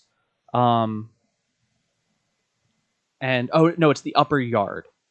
Yeah, the upper yard is where they think it would be. God's Land also kind of works, because that's basically what it is. Yeah, I thought that was like a different island area, but they go to the upper yard, and that is, and Luffy's like, nope, that's where I want to go. This is what we're looking for, and everyone's kind of like. Everyone, it felt like, more or less knew what they were talking about. Pretty much. And they were like, yep, go up here. And then Conus starts to act weird. Right. As she's like, oh, I'll take you up here to like get you guys a boat or something. And as they're walking, we get to see like everyone kind of clears out, and Conus like goes like, I had to do it, I'm sorry, like you don't understand what could happen to us if we don't do this. And we see the Straw Hats get Hammer of Dawn. Pretty much. And I forget how they get out of it. You mean like the lightning strike from an L, right? Yeah, I'm sorry. Yeah, I'm not much never of a played Gears of War. Yeah. Oh, okay. Sorry, there's literally a giant space laser that goes floating by, and it just comes out of nowhere. You watch it come from the sky, and it just like decimates whatever's in front of it. But yeah, it's the lightning, and it comes down super hard. And it is not insignificant. Like it can kill. And it's like the size of a house. It's not like, oh, here's a beam. It's like, no, this is a it's like a small area that can basically just get erased and leveled. And after that happens, they kind of like they have Gonfall comes back to rescue them, and they have him like rescue Conus and her father and Fu and take them away to where Eneru can't find them or can't feel them. And that's where I'm going to like probably need some of your help. And then they're like, oh, we're going to take the Super Express Shrimp to get up to Upper Yard. The Upper Yard. And this is now, I think, where everything really gets to kick in. Yes. This is like where like the adventure really starts. Yeah. So you mentioned something earlier. So what happens is, after everything happens, and then they come, or Gonfall comes in, rescues Conus and her father. I think the crew They is split up. together. Or no, they are like together. They're together because they the ship gets put on a sacrificial altar. Mm-hmm.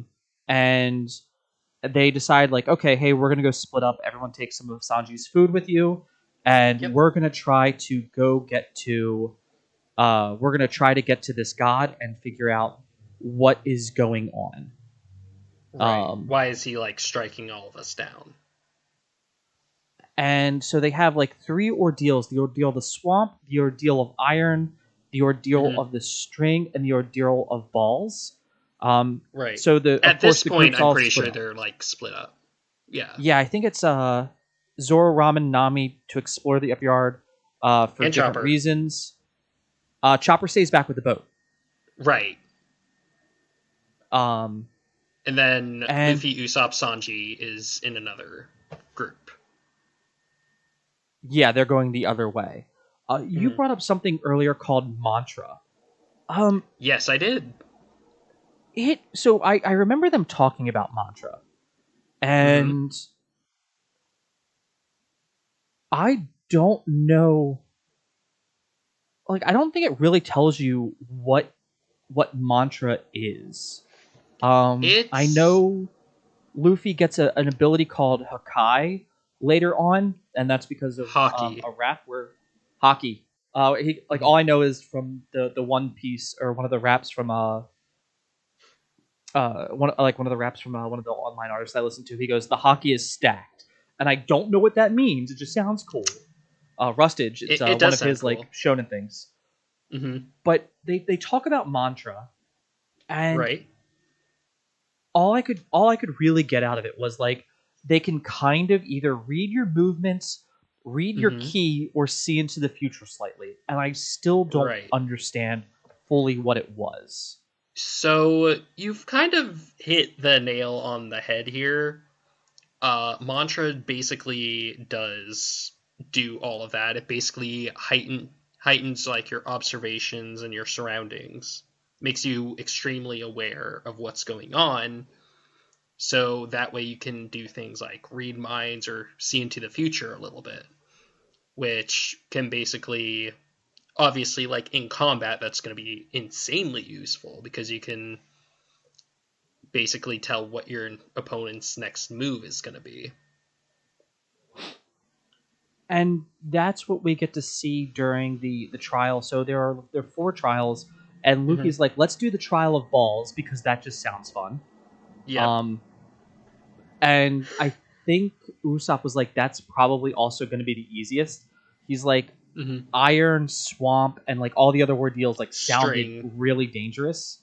String, and he's like, the ordeal of balls sounds kind of silly, and I think we can take that one. And they fight Satori, who starts using mantra on them, as well as he's also using other dials. And this is where we kind of get to see that the dials can actually be completely different, because we've seen a few, like we've seen like a recorder dial, we've seen like a dial to like heat up your soup, like literally a stovetop. And a few other things, but like this is where we get to see like the impact dials and a bunch of other really zany ones. Right. I love the dials so much. I cannot stress that enough. They just have the fact that you have like a little shell that has like its own little property to it that you can just sort of like turn on and off. I honestly just like that a lot. It's probably not like the most efficient thing, especially in comparison to like devil fruits, but they have like a lot of utility here. And that was really cool. I think Sanji is the one who takes out Satori, who's the ball guy. I also liked how weird the 4 priests of Enaru were. And how they all use different things, because like the one guy had like the flame dial that he put in his lance.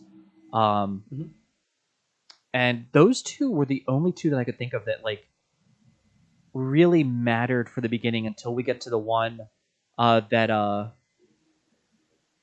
that Zoro fights. Right.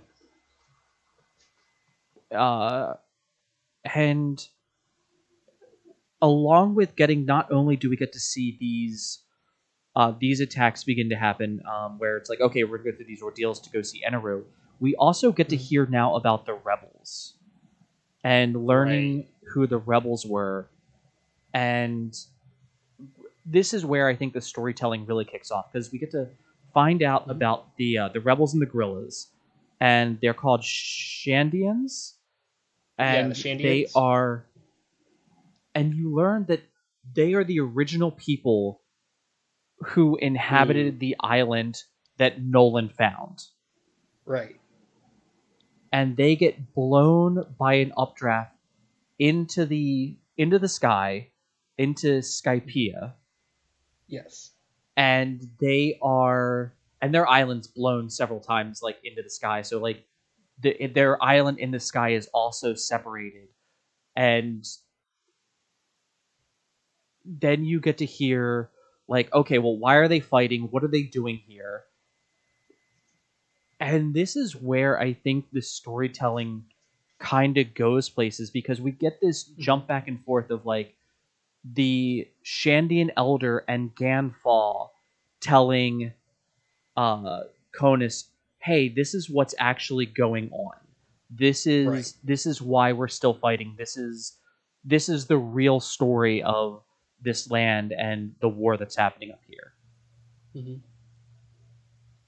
Because basically, go ahead. Yeah. I was just gonna say, because basically, Gonfall was the original ruler of Skypiea, but now that sort of fell onto Enel, who is our main villain for the arc. I thought it was pronounced like Eneru throughout the entirety of it, and then so in like the original translation, his name is Enel, but it gets but in English translations, he's just called Eneru, because that's how you would pronounce it in Japanese. I just say Enel because I think it sounds funnier. It kind of sounds like you're saying anal. And I kind of want your audience to sort of, at least once, look back at me and say, did he just say anal? Is that the villain's name? Is his name just Anal? Hoda, what the hell? Don't go looking up Anal One Piece. It's not going to go well. Yeah, instead you should look up like the price of One Piece volumes, especially the older ones. If you don't believe me that the price of the older One Piece volumes has gone up, just look up One Piece inflation onto Google. I don't want to do that yet. And so we get to learn about the other side of the Nolan the Liar story. Yes. And hearing that he was this great botanist who came to this town, and found out they were sick and is like, oh, I know what this is. Hang on one moment. Goes out, gets all the medicine to cure the town. And the town's like, hey, you're like one of us now. You're a brother to us. They like party with them. And he's like, hey guys, I know we're having a great time and these people are really cool. But once we finish our task here, we're going to go home. And they're like, okay, well, we'll finish our task and we'll go home. And then it comes into this massive misunderstanding where all of a sudden one day, the townspeople that he'd saved, like cured of this disease, they were all completely like against him, and they were like, "You're a liar! How could you do this? Why do you not understand?" And they're like, "We hate you! You should never have come here." And this is after they'd given him, like, they gave him a ton of gold. Right. Like, literally think Treasure Island, guys. Like, I keep drawing back to that, but if you've ever seen Muppet Treasure Island, like that gold. Yeah. Treasure Island, Indiana Jones, Dances with Wolves are like one of the like manga reviewers, totally not Mark, that I watch kind of religiously. that is like kind of how he described it, Treasure Island with Dances with Wolves with Indiana Jones, and I think that kind of like fits it kind of to a T. Yeah, especially when we start getting into Robin later on in the arc. Mm-hmm. And you're like, well, what happened? And you learn that it was the hero of the island. And I'm trying to like scroll through real quick to do Mm-hmm. this. But he was this older guy who was like, oh, you can't. The history of gold and farewell to the White Sea. Yeah, that's right. Um, Mm-hmm. it was Wipers or he kept on saying Wiper. I just want to call him Viper because I'm like That Viper is sounds really cooler. bad. He's constantly like he's like, nope, you gotta you he's like his ancestors like, you gotta leave, I hate you. And then eventually it gets to the point where like you see Nolan and this like barren forest where he was doing like massive deforestation, and they'd like cut Mm-hmm. down and burned all the trees in that forest. And you learn that it's like the people of this island, they plant the trees thinking that their ancestors will see them and come back to them, so they can still Right. watch over them and be a part of them. And it's a really touching, sweet like idea. And Mm-hmm. Nolan's like, okay. And like the first mate eventually goes, why do you guys hate him? And like, we did all this for you and all of a sudden you just hate us. And they're like, well, that's because you killed our ancestors. And he goes, do you know what makes the disease that you all have so incredibly dangerous? It's because it can jump species and it can live in Right. a plant. So we can cure you guys for now, and if it's still out there and you guys go wandering through the woods like a generation from now, it can come back and wipe you guys out. Like, even if Right. you had told us don't do this, we would have had to take it down because that would have been the only actual way to save you. Um, Mm-hmm. and then, like, to Nolan's credit, he's like, guys, take all of the treasure, put it on the beach. We're not going to take this from them. Right. It's And Nolan's honestly just very admirable, and I like the little shift that it makes where he's not actually like a bad person at all. I like how he goes from like a Muppet in the like when you see Nolan the Liar, like his head's Mm-hmm. drawn like he might be someone trying to describe how like a Muppet talks, Yeah. and he's actually like this giant guy who's proficient with a sword. I think he's like, and his actual rank is like a captain, which is like a full bird colonel. For Mm-hmm. anybody else who doesn't know that, and he's like, leave all this stuff here, and his crew are like, all right, we'll do it. It makes us sad because there's a lot of gold, but we'll do that. And then they leave. They leave, but not until the bell is rung on that island, and it's like, hey, come back and see us. We're sorry that we left on this bad note, but I'm gonna ring this bell for you because this is what we used to like tell our ancestors. This is how you find your way home. And it was just like, Mm-hmm. in one moment we got this great story, the other side of it, and we got like this really good story about like healing and miscommunication and Mm-hmm. just reaffirming like, we're still friends. I'm sorry we fought, but please come back. You're never not welcome in our home. Right.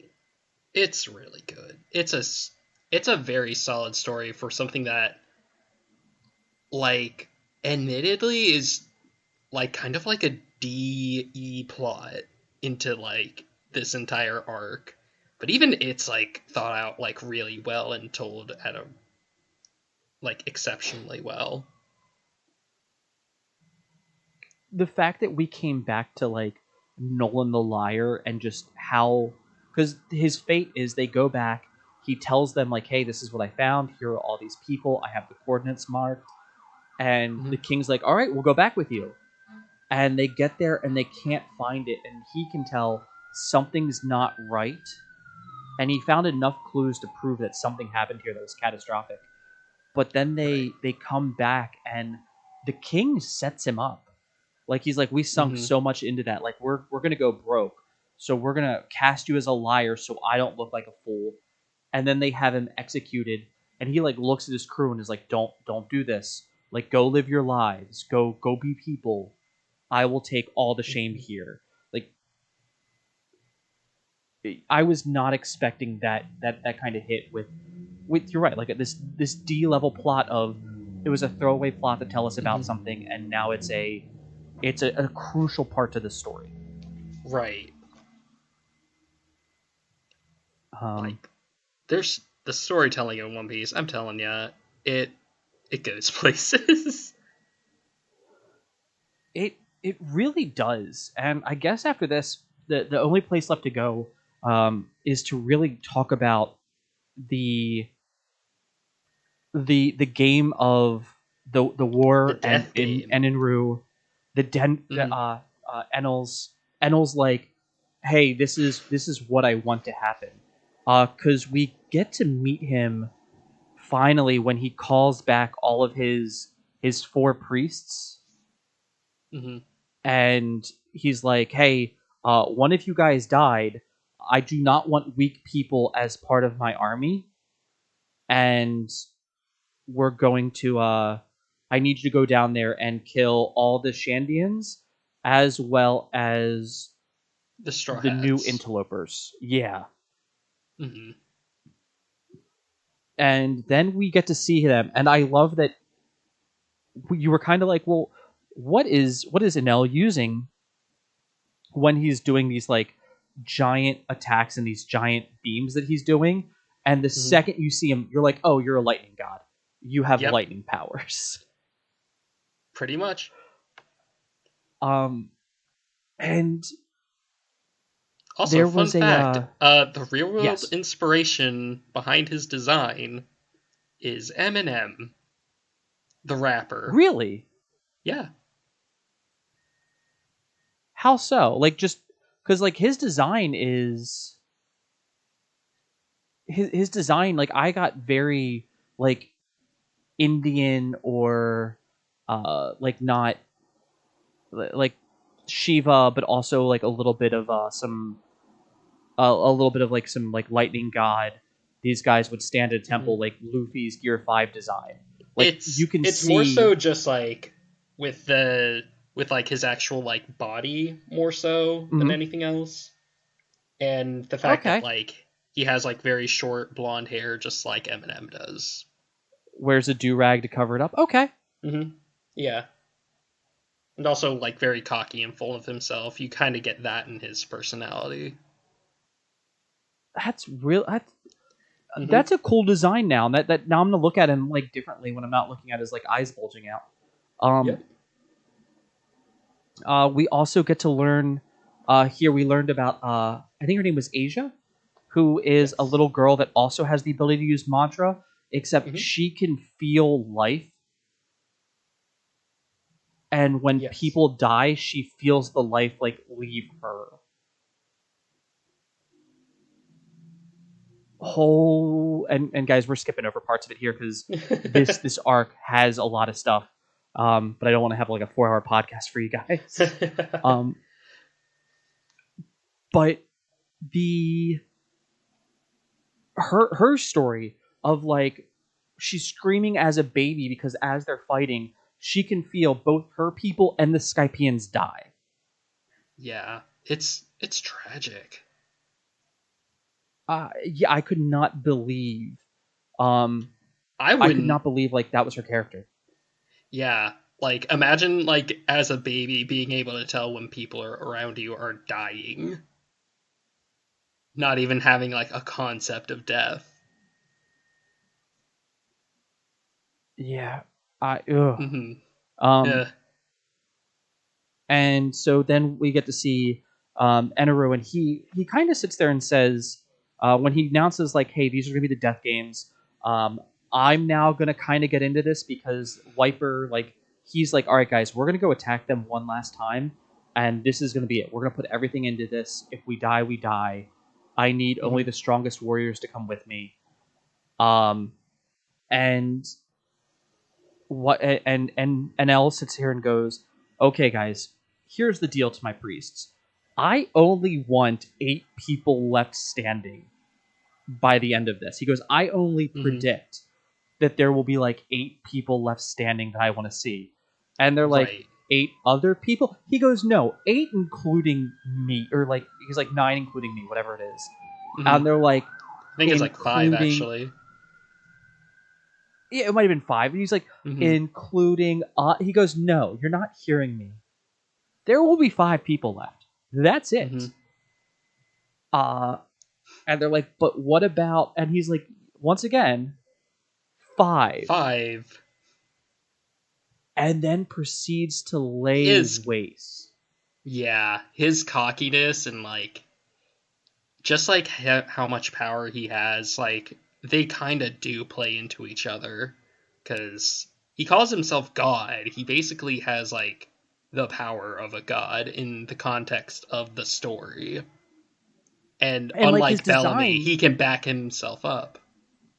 And his design with the rings behind him, like that is, I want to say, like in like opening a Demon Slayer, there's like a demon that looks like that. If you go to temples in they Japan, have like a few.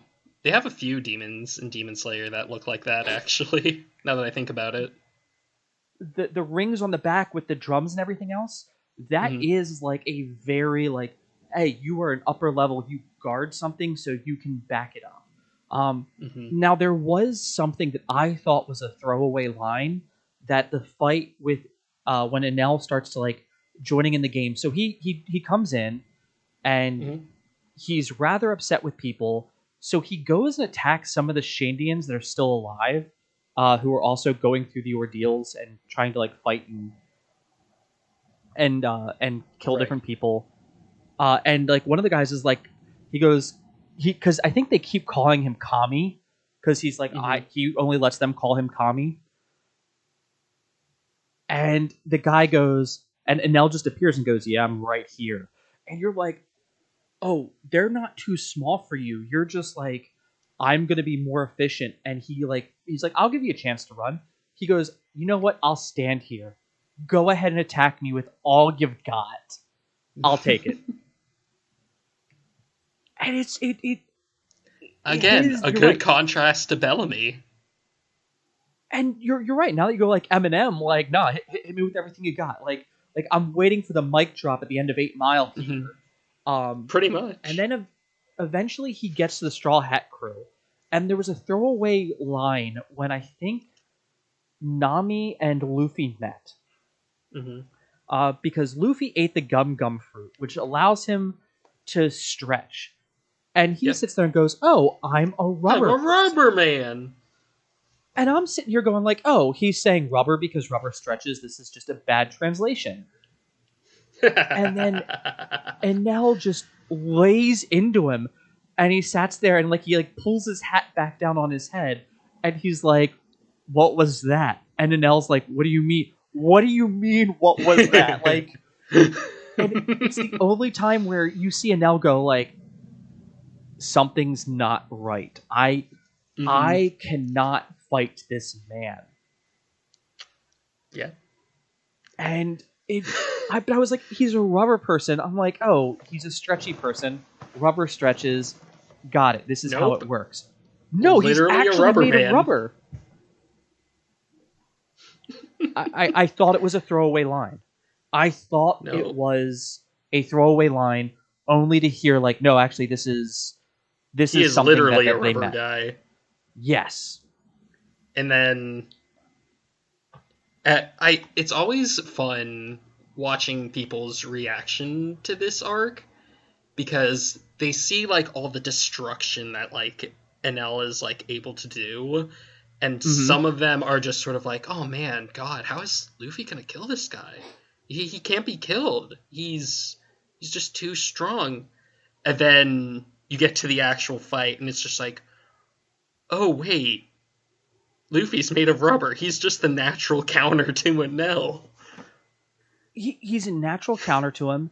And honestly, like, Enel, like, because when they first fight and they start fighting, Luffy goes to punch him, and Enel beats him by, like, trapping his arm in a giant molten golden ball, letting it solidify, and then kicking him off the side. Yep. And meanwhile, like everyone else is off having their own adventures. Zoro getting is into their own fighting fights. Ohm. Yep. Yeah, he's fighting Ohm, who had like have you ever played Soul Calibur? No. Or seen Soul Calibur? I know of Soul Calibur, but I've never played it. There's a character named Ivy, and she has the iconic whip sword. Like it feels like she's like she's the reason that they have that, and she's constantly like Ohm is fighting Zoro with the ability to like see where he's going to be, feel him out, and then also like use his sword's destructive power to like fight and try to figure out what's happening there. And I think this is also where like Nami and after this, like all of them almost get eaten by the giant snake. Yeah. Luffy, who, by the way, ends up getting eaten by the snake. And that's where he finds like a bunch of treasure too, isn't it? I think so, yeah. He's just walking around wearing a crown in there. And we also get to see Zoro use one of his like his like new slash abilities, which was really really fun. I can't remember what it was called.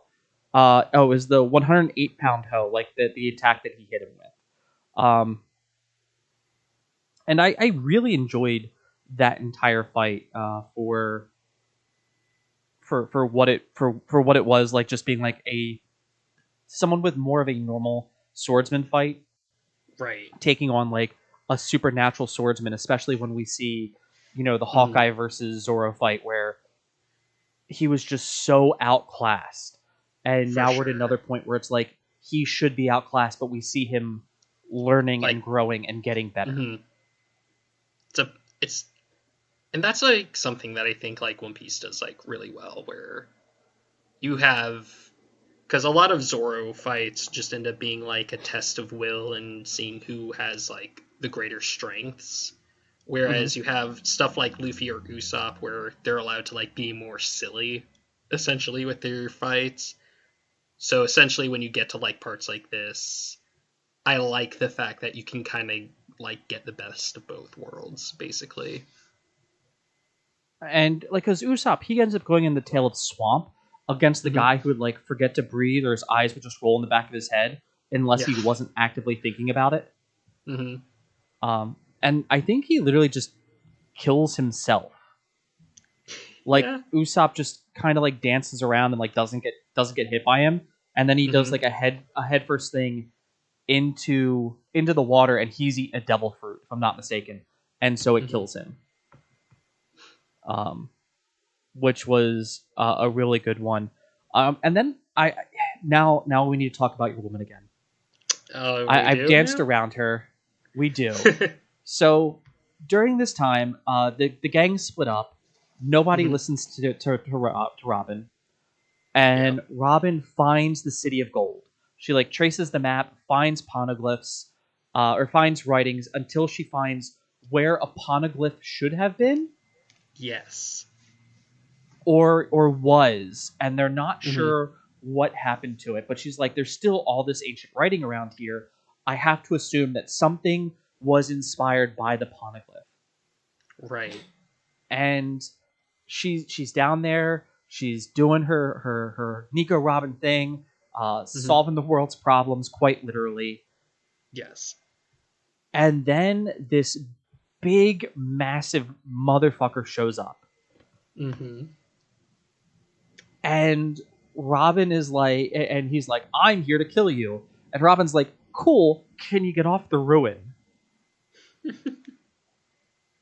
and he's like, woman, please.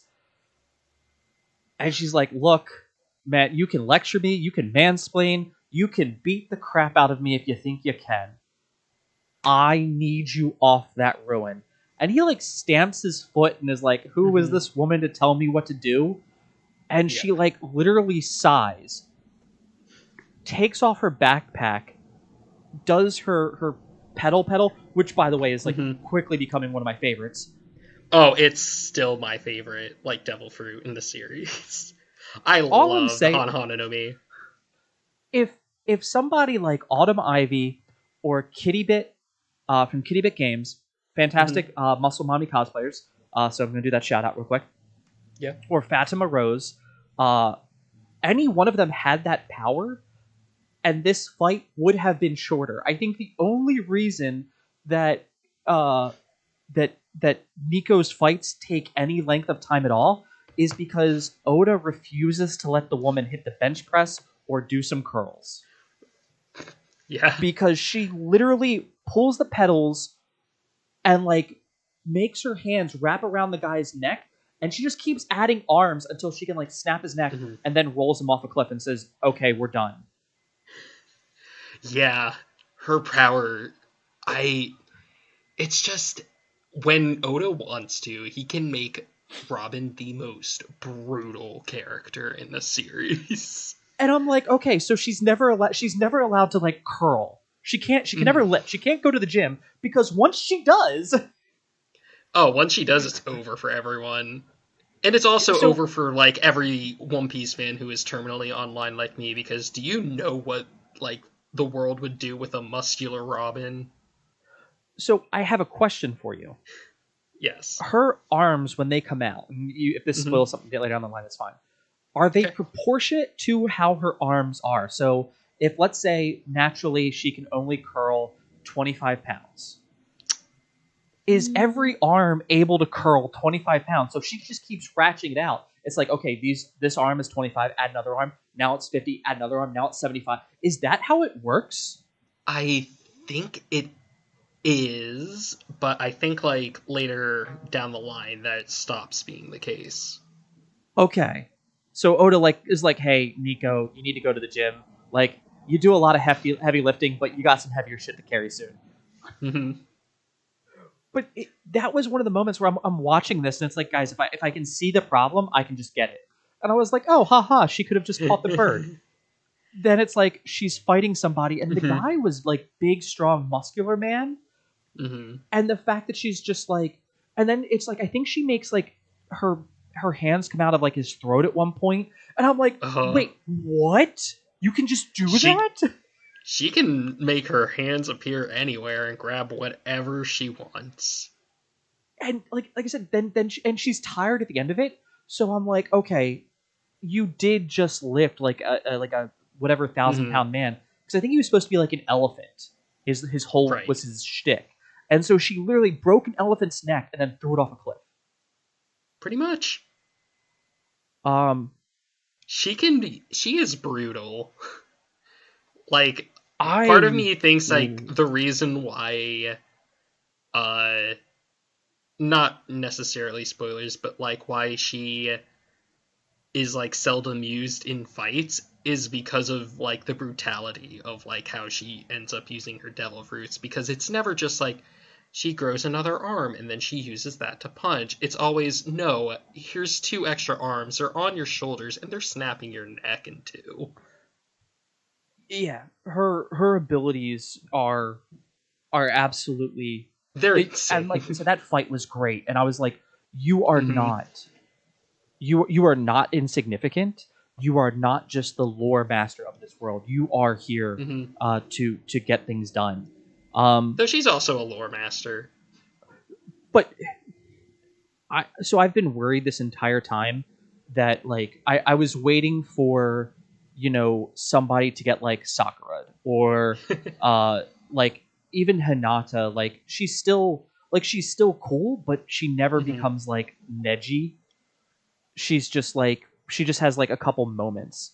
But if Nami has her own fight in the Alabasta arc where she fought the person with the spike abilities, and it was a little zany and weird, but she did it on her own. She didn't need help. Nico comes in and is like, solved one problem, got the other problem. And I am so excited to see, like, will we get more female characters? And will they all kind of stack up to the point where I'm never going to be like, oh, you're just the harem girl. Like, I want to see them continue being special in their own way. You don't want them to be placed into the waifu box. Yeah, I don't need it to become a harem anime. You don't need the Sword Art Online treatment. Yeah. Shield Hero, anything, yeah. So that was really cool. And I guess we should all talk about, like, Cronus's dad, like, eats it at one point. Yeah. And Eneru he, attacks falls the off. ship. Well, he gets obliterated by Enel. Mm-hmm. Yeah.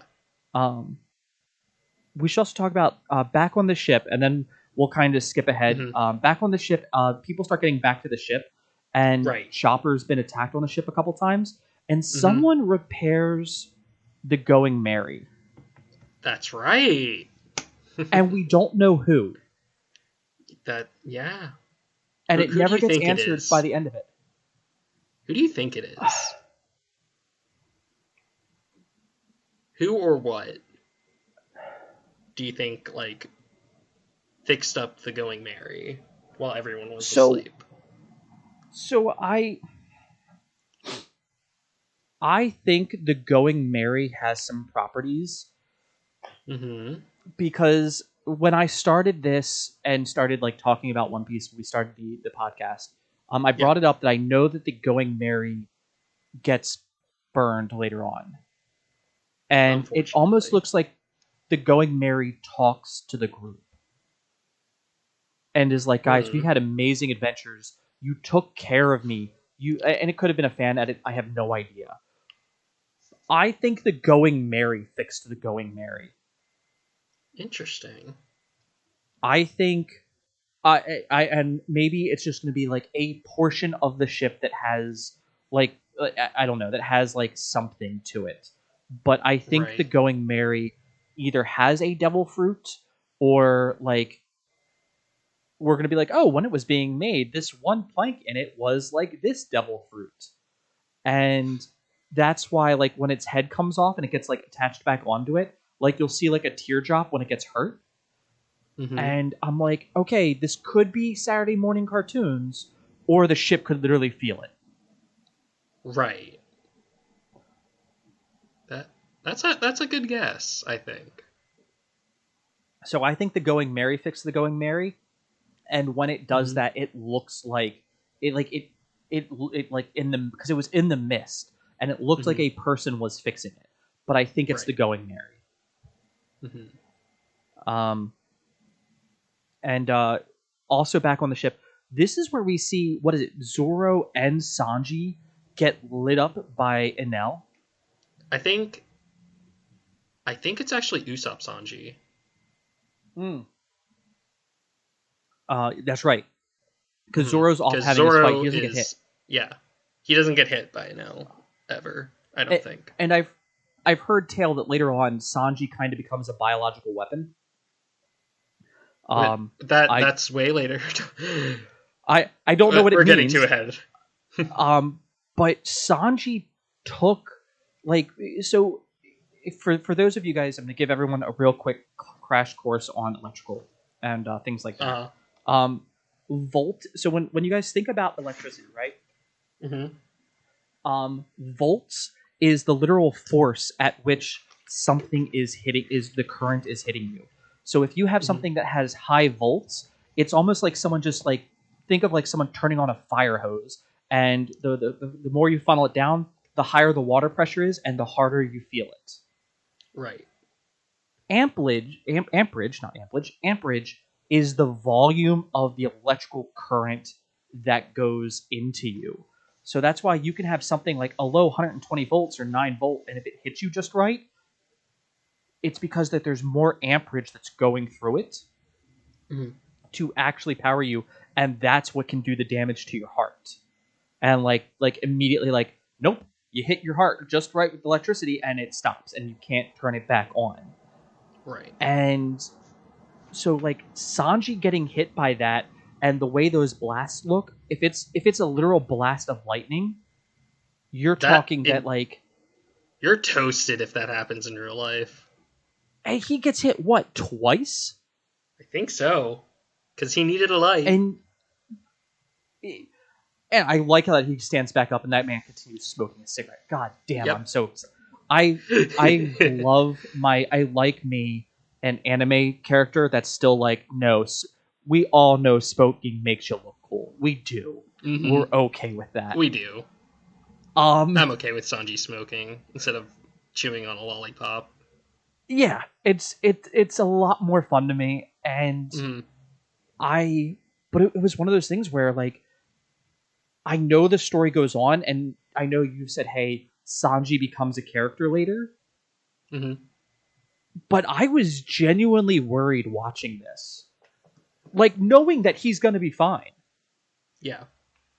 But watching it, I'm like, oh my god, what irreparable damage have they done to you? Because he eats it a couple times for Nami to, like, protect her. Yeah. He does a lot just to, like, protect the women, and that is, like, something that I think is just, like, very admirable of him. And so I guess he has that fight.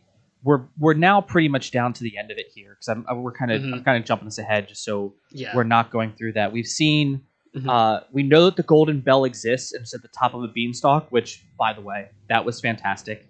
Right.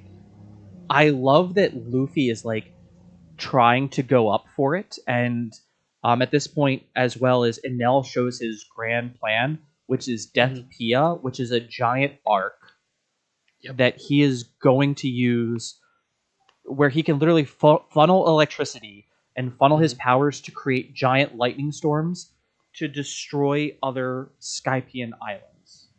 Yes. And he then just, like, we also learn basically go scorched earth and then go to, like, the fairy Verth, I think is how they pronounce it. He wants to go. It's fairy Verth, or it's the land of unlimited Verth, where there is no water. Right. And so they were bringing that up over and over and constantly again. And I'm like, isn't, like, most of the planet, like, more water than even our planet is? Like, aren't they like 90% water or something like that? They have to be. With how much, yeah. And he's like, I want to go to the place of unlimited Verth and the fairy Verth, and it's like, there is Verth as far as the eye can see, and there is absolutely zero, like, water. And at this time, he's telling everyone this, and you learn that the white berets, because they send Conus back, and they're like, you need to tell the people to evacuate. We don't know if we can stop this. And she's like, she goes down there, and he goes, no, I believe you. When he showed up, we lost contact with one of our other like, countries up here. Enel was born, and then all of a sudden the country goes away. Like after, like, so many years, it goes away. And you learn that he's like, it's a sin for us to live in the sky, for anyone to live in the sky like they might be like me. Right. And yeah, that was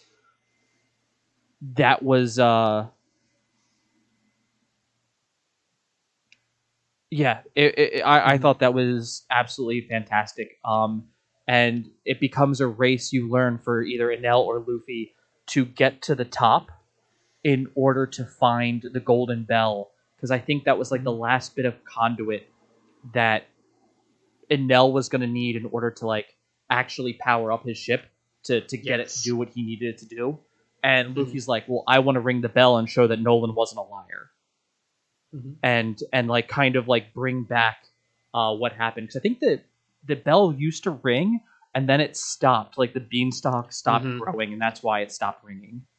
Yeah, that is correct. Yeah, and the way this arc ends, like, with Luffy defeating Enel by, like, banging him into the bell, I always thought that was, like, a really, like, good touch. Oh, and he cracks his gold that, like, so Enel, like, encompassed him. So he's been running around for, like, 4 episodes, like, running up the beanstalk, dragging so many tons of metal. Yeah. And he slams that into Enel, into the bell to ring it. And then it shows you, because I think it's like, doesn't Black, like, Nolan hears it, all the people of Skypiea hear it. Or Cricket hears it.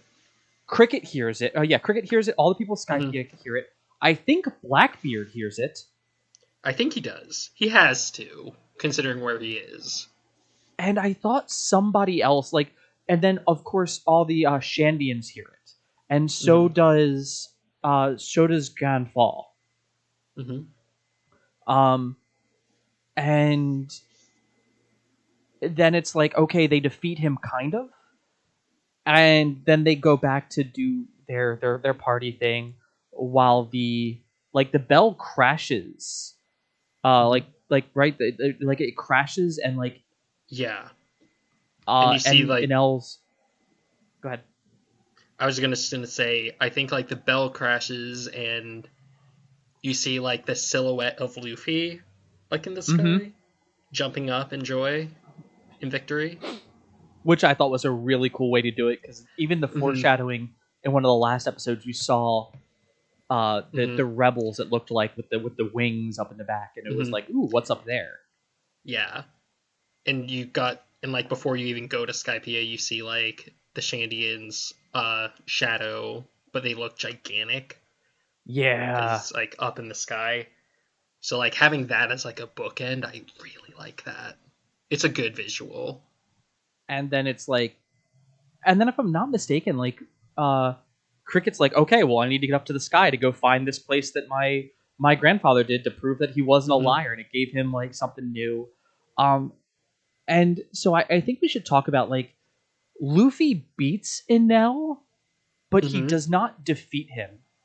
So Luffy wins the fight against Enel, and I think that's really like all that matters, because that kind of, the one thing that you're gonna see like consistently in One Piece is that like Luffy doesn't kill his like arc ending villains. Basically, he more so is interested, I think like the way Eiichiro Oda put it is that he's not interested in killing someone, he's interested in more so shattering their worldview and putting them down a peg, so that way they're not like trying to enact their like evil deeds. Essentially, Luffy just he fights to stop harmful like thought processes, not to like outright kill. Did Arlong die? Because Arlong did not die. Okay, and Crocodile did Crocodile. No, he didn't die either. None of what happened to Crocodile? He was just defeated by Luffy, and then he was arrested. Okay. I was just trying to think about that for a second. And then with Enel, I don't remember if like the anime like shows this, but in the manga, he fucks off to the moon. Yeah, he does. Okay, so they do show it in the anime.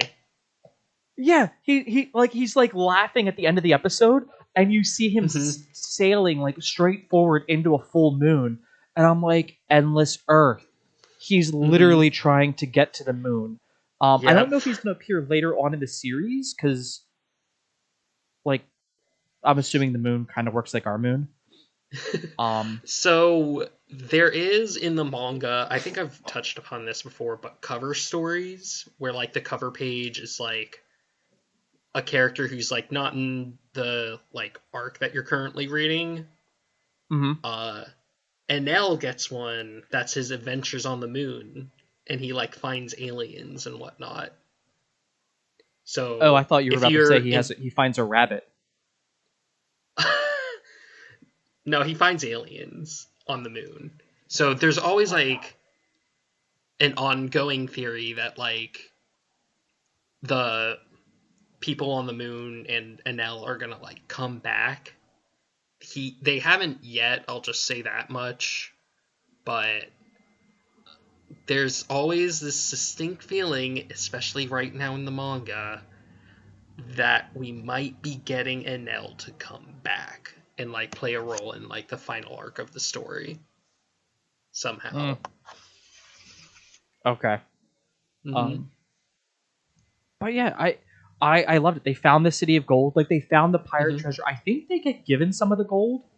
Like, they get given the gold that Nolan was going to leave with. Because I'm pretty sure that gold does actually like come into play like in the next saga. And then they're like, okay, well, we're gonna sail back. Oh, they take the balloon octopus back, and that's like how they're gonna leave. And then they also say, hey, Ganfall, we need you to be Kami again. And they're like, we elect you to the position of God, because they live for damn near ever.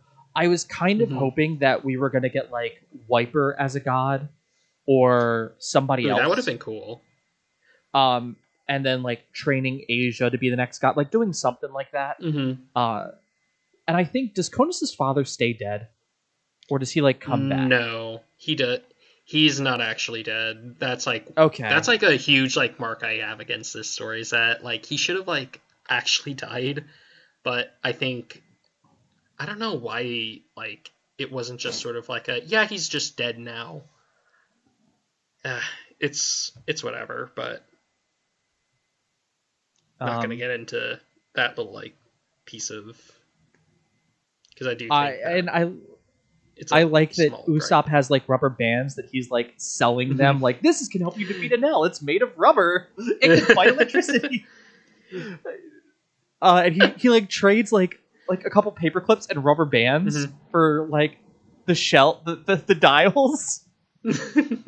And it's one of those things where you're like, this technically helped defeat, an L, and you're like, God damn it, Usopp. He's not lying. You're right. Just because you're correct doesn't mean you're right, Yeah. It's like, get the fuck out of here. Like, come on, man. But I like that we kind of got everyone to go back to that, and then it was all the Skypeans want to come say it leaves the same way that it left for like Nolan in reverse, where they're like the Skypeans have no use for the gold because it has no meaning, whereas Enel was like, no, this has meaning in the Blue Sea, but we don't have anything for it up here. So I like that they steal all of the gold and are running away, and Nico knows Nico's the only one that knows like they want to give it to you, and they'd give you like the bell and stuff too. But I like that it's in reverse, where they're like, come back one day, like come and see us, like. But they're like, yeah, we'll totally do that, like definitely. Fingers crossed behind the back as they're, and I loved that it was like they did the pirate thing, like it was kind of like the Jack Sparrow moment where it's like, okay, you guys are good guys, and it's like, but it's like our pockets aren't empty, and they're the gold is on the ship. And they're waving, and they were actually the heroes, and that was going to be their thank you. Whereas no one's like, no, put it all back, be honorable. And they're like, no, you should have taken it. We want you to have this. We didn't mean any of it. And it was just a complete reverse. And that's like funny. I said, this story was fun. Like Alabasta was it's fantastic. Very fun. This one was fun. I would say that like this is like the more fun one, but I like Alabasta's story better, if that like makes sense. I'm in the same boat. Like, I needed this after Alabasta, though. I think it's very easy to, like... Because, like, this is, like, a fun adventure, like, in between, like, the very, like, serious and heavy Drum Island and Alabasta, and then you'll see in the next arc, we get back into some trauma. Oh, yay. Can't apparently watch that at the gym. I already... Don't worry, audience. I have already told him that he is not allowed to watch this in public. But yeah, so thank you guys for hanging out with us for the last 2 hours and 20 minutes. As we, once again, meander our way through another one of the One Piece arcs. I also think it is important to note here that I think I'm at... how many episodes of One Piece are out? Do you know? There's... Oh, it should be like 1,080, I think. Okay. At this time, just to let you guys know, checking Crunchyroll. I'm on episode 202. So 202. I'm literally about a tenth of the way there. Yeah. Or a fifth of the way 20%. There. So I am proud of it. Yeah. That's not bad for about a year's worth of watching. Yeah. And then, is there anything... Go ahead. And I think like okay, yeah, so we're about like at 1090 episodes of the anime. That's what Crunchyroll is telling me. God, that's what I was looking at as my Crunchyroll as well. Mm-hmm. Is there anything that I need to know going forward, or I should pay attention to? I'm not gonna. I don't think there really is. I think you're in the midst of G8, and that's like a filler arc. I think I've told you. Mm-hmm. And then this upcoming saga that you're doing is my personal favorite. I would say just like, yeah, you're already like kind of catching on to like, if something's like you think is like a throwaway like one liner or something, you already know that you need to like think like, okay, that's actually gonna like come back in some way.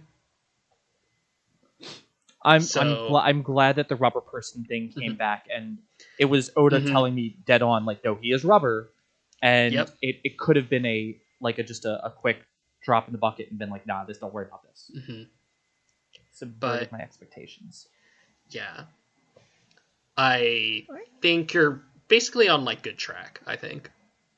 Nice. And then Now, do you have any do you have anything coming up for you as far as publishing? Because I know you were working on a larger essay. my deep dive into JoJo's Bizarre Adventure, I think, should be out because I've already like finished writing it. I don't know if it's going to be like released in like multiple parts or if I'm just going to do it all. I need to figure out like how long articles on Medium need to be because currently it's 80,000 words, and I think like all I really plan on doing is just adding pictures. But yeah, my JoJo deep dive that recaps, reviews, and ranks the all of the mainline manga for JoJo. And then who knows, I might be like doing some other articles as well. That And may we can also find be that marathon where? reviews. You can find them on Medium. My name is Mark Quigley, and like all of my articles can be seen there. If my JoJo article is not out, and I've been like kind of lazy or whatever, then I'll just probably like put a different article like in the description of your podcast episode for this. And yeah, so And read my quirky little opinions on anime and video games, guys. And you can follow me on Twitter at OrganBization13. I try so hard not to post on Twitter because I'm like, I don't know if you mean this or not. Like, there have been things where I'm like, oh, I like that though. But yeah, and as always, guys, thank you so much for hanging out with us as we talk more One Piece. If you guys enjoyed this, don't forget to follow us on Twitter as well, The Wrong Button Pod. You can also subscribe to the YouTube channel, listen to this on all of your podcast platforms of choice, as well as find us on Instagram. Mark, thank you so much for walking me through Skypiea and helping me get some answers and talk about that as well. Yeah. Can't wait to do this again for the first half of the next saga. I'll shoot for like an April time frame so we can kind of keep this consistent again. Yeah, gotcha. Take your time, man. I will. And remember, you guys are all winners out there. Take care of your friends here and elsewhere. Have a good rest of your day, everybody.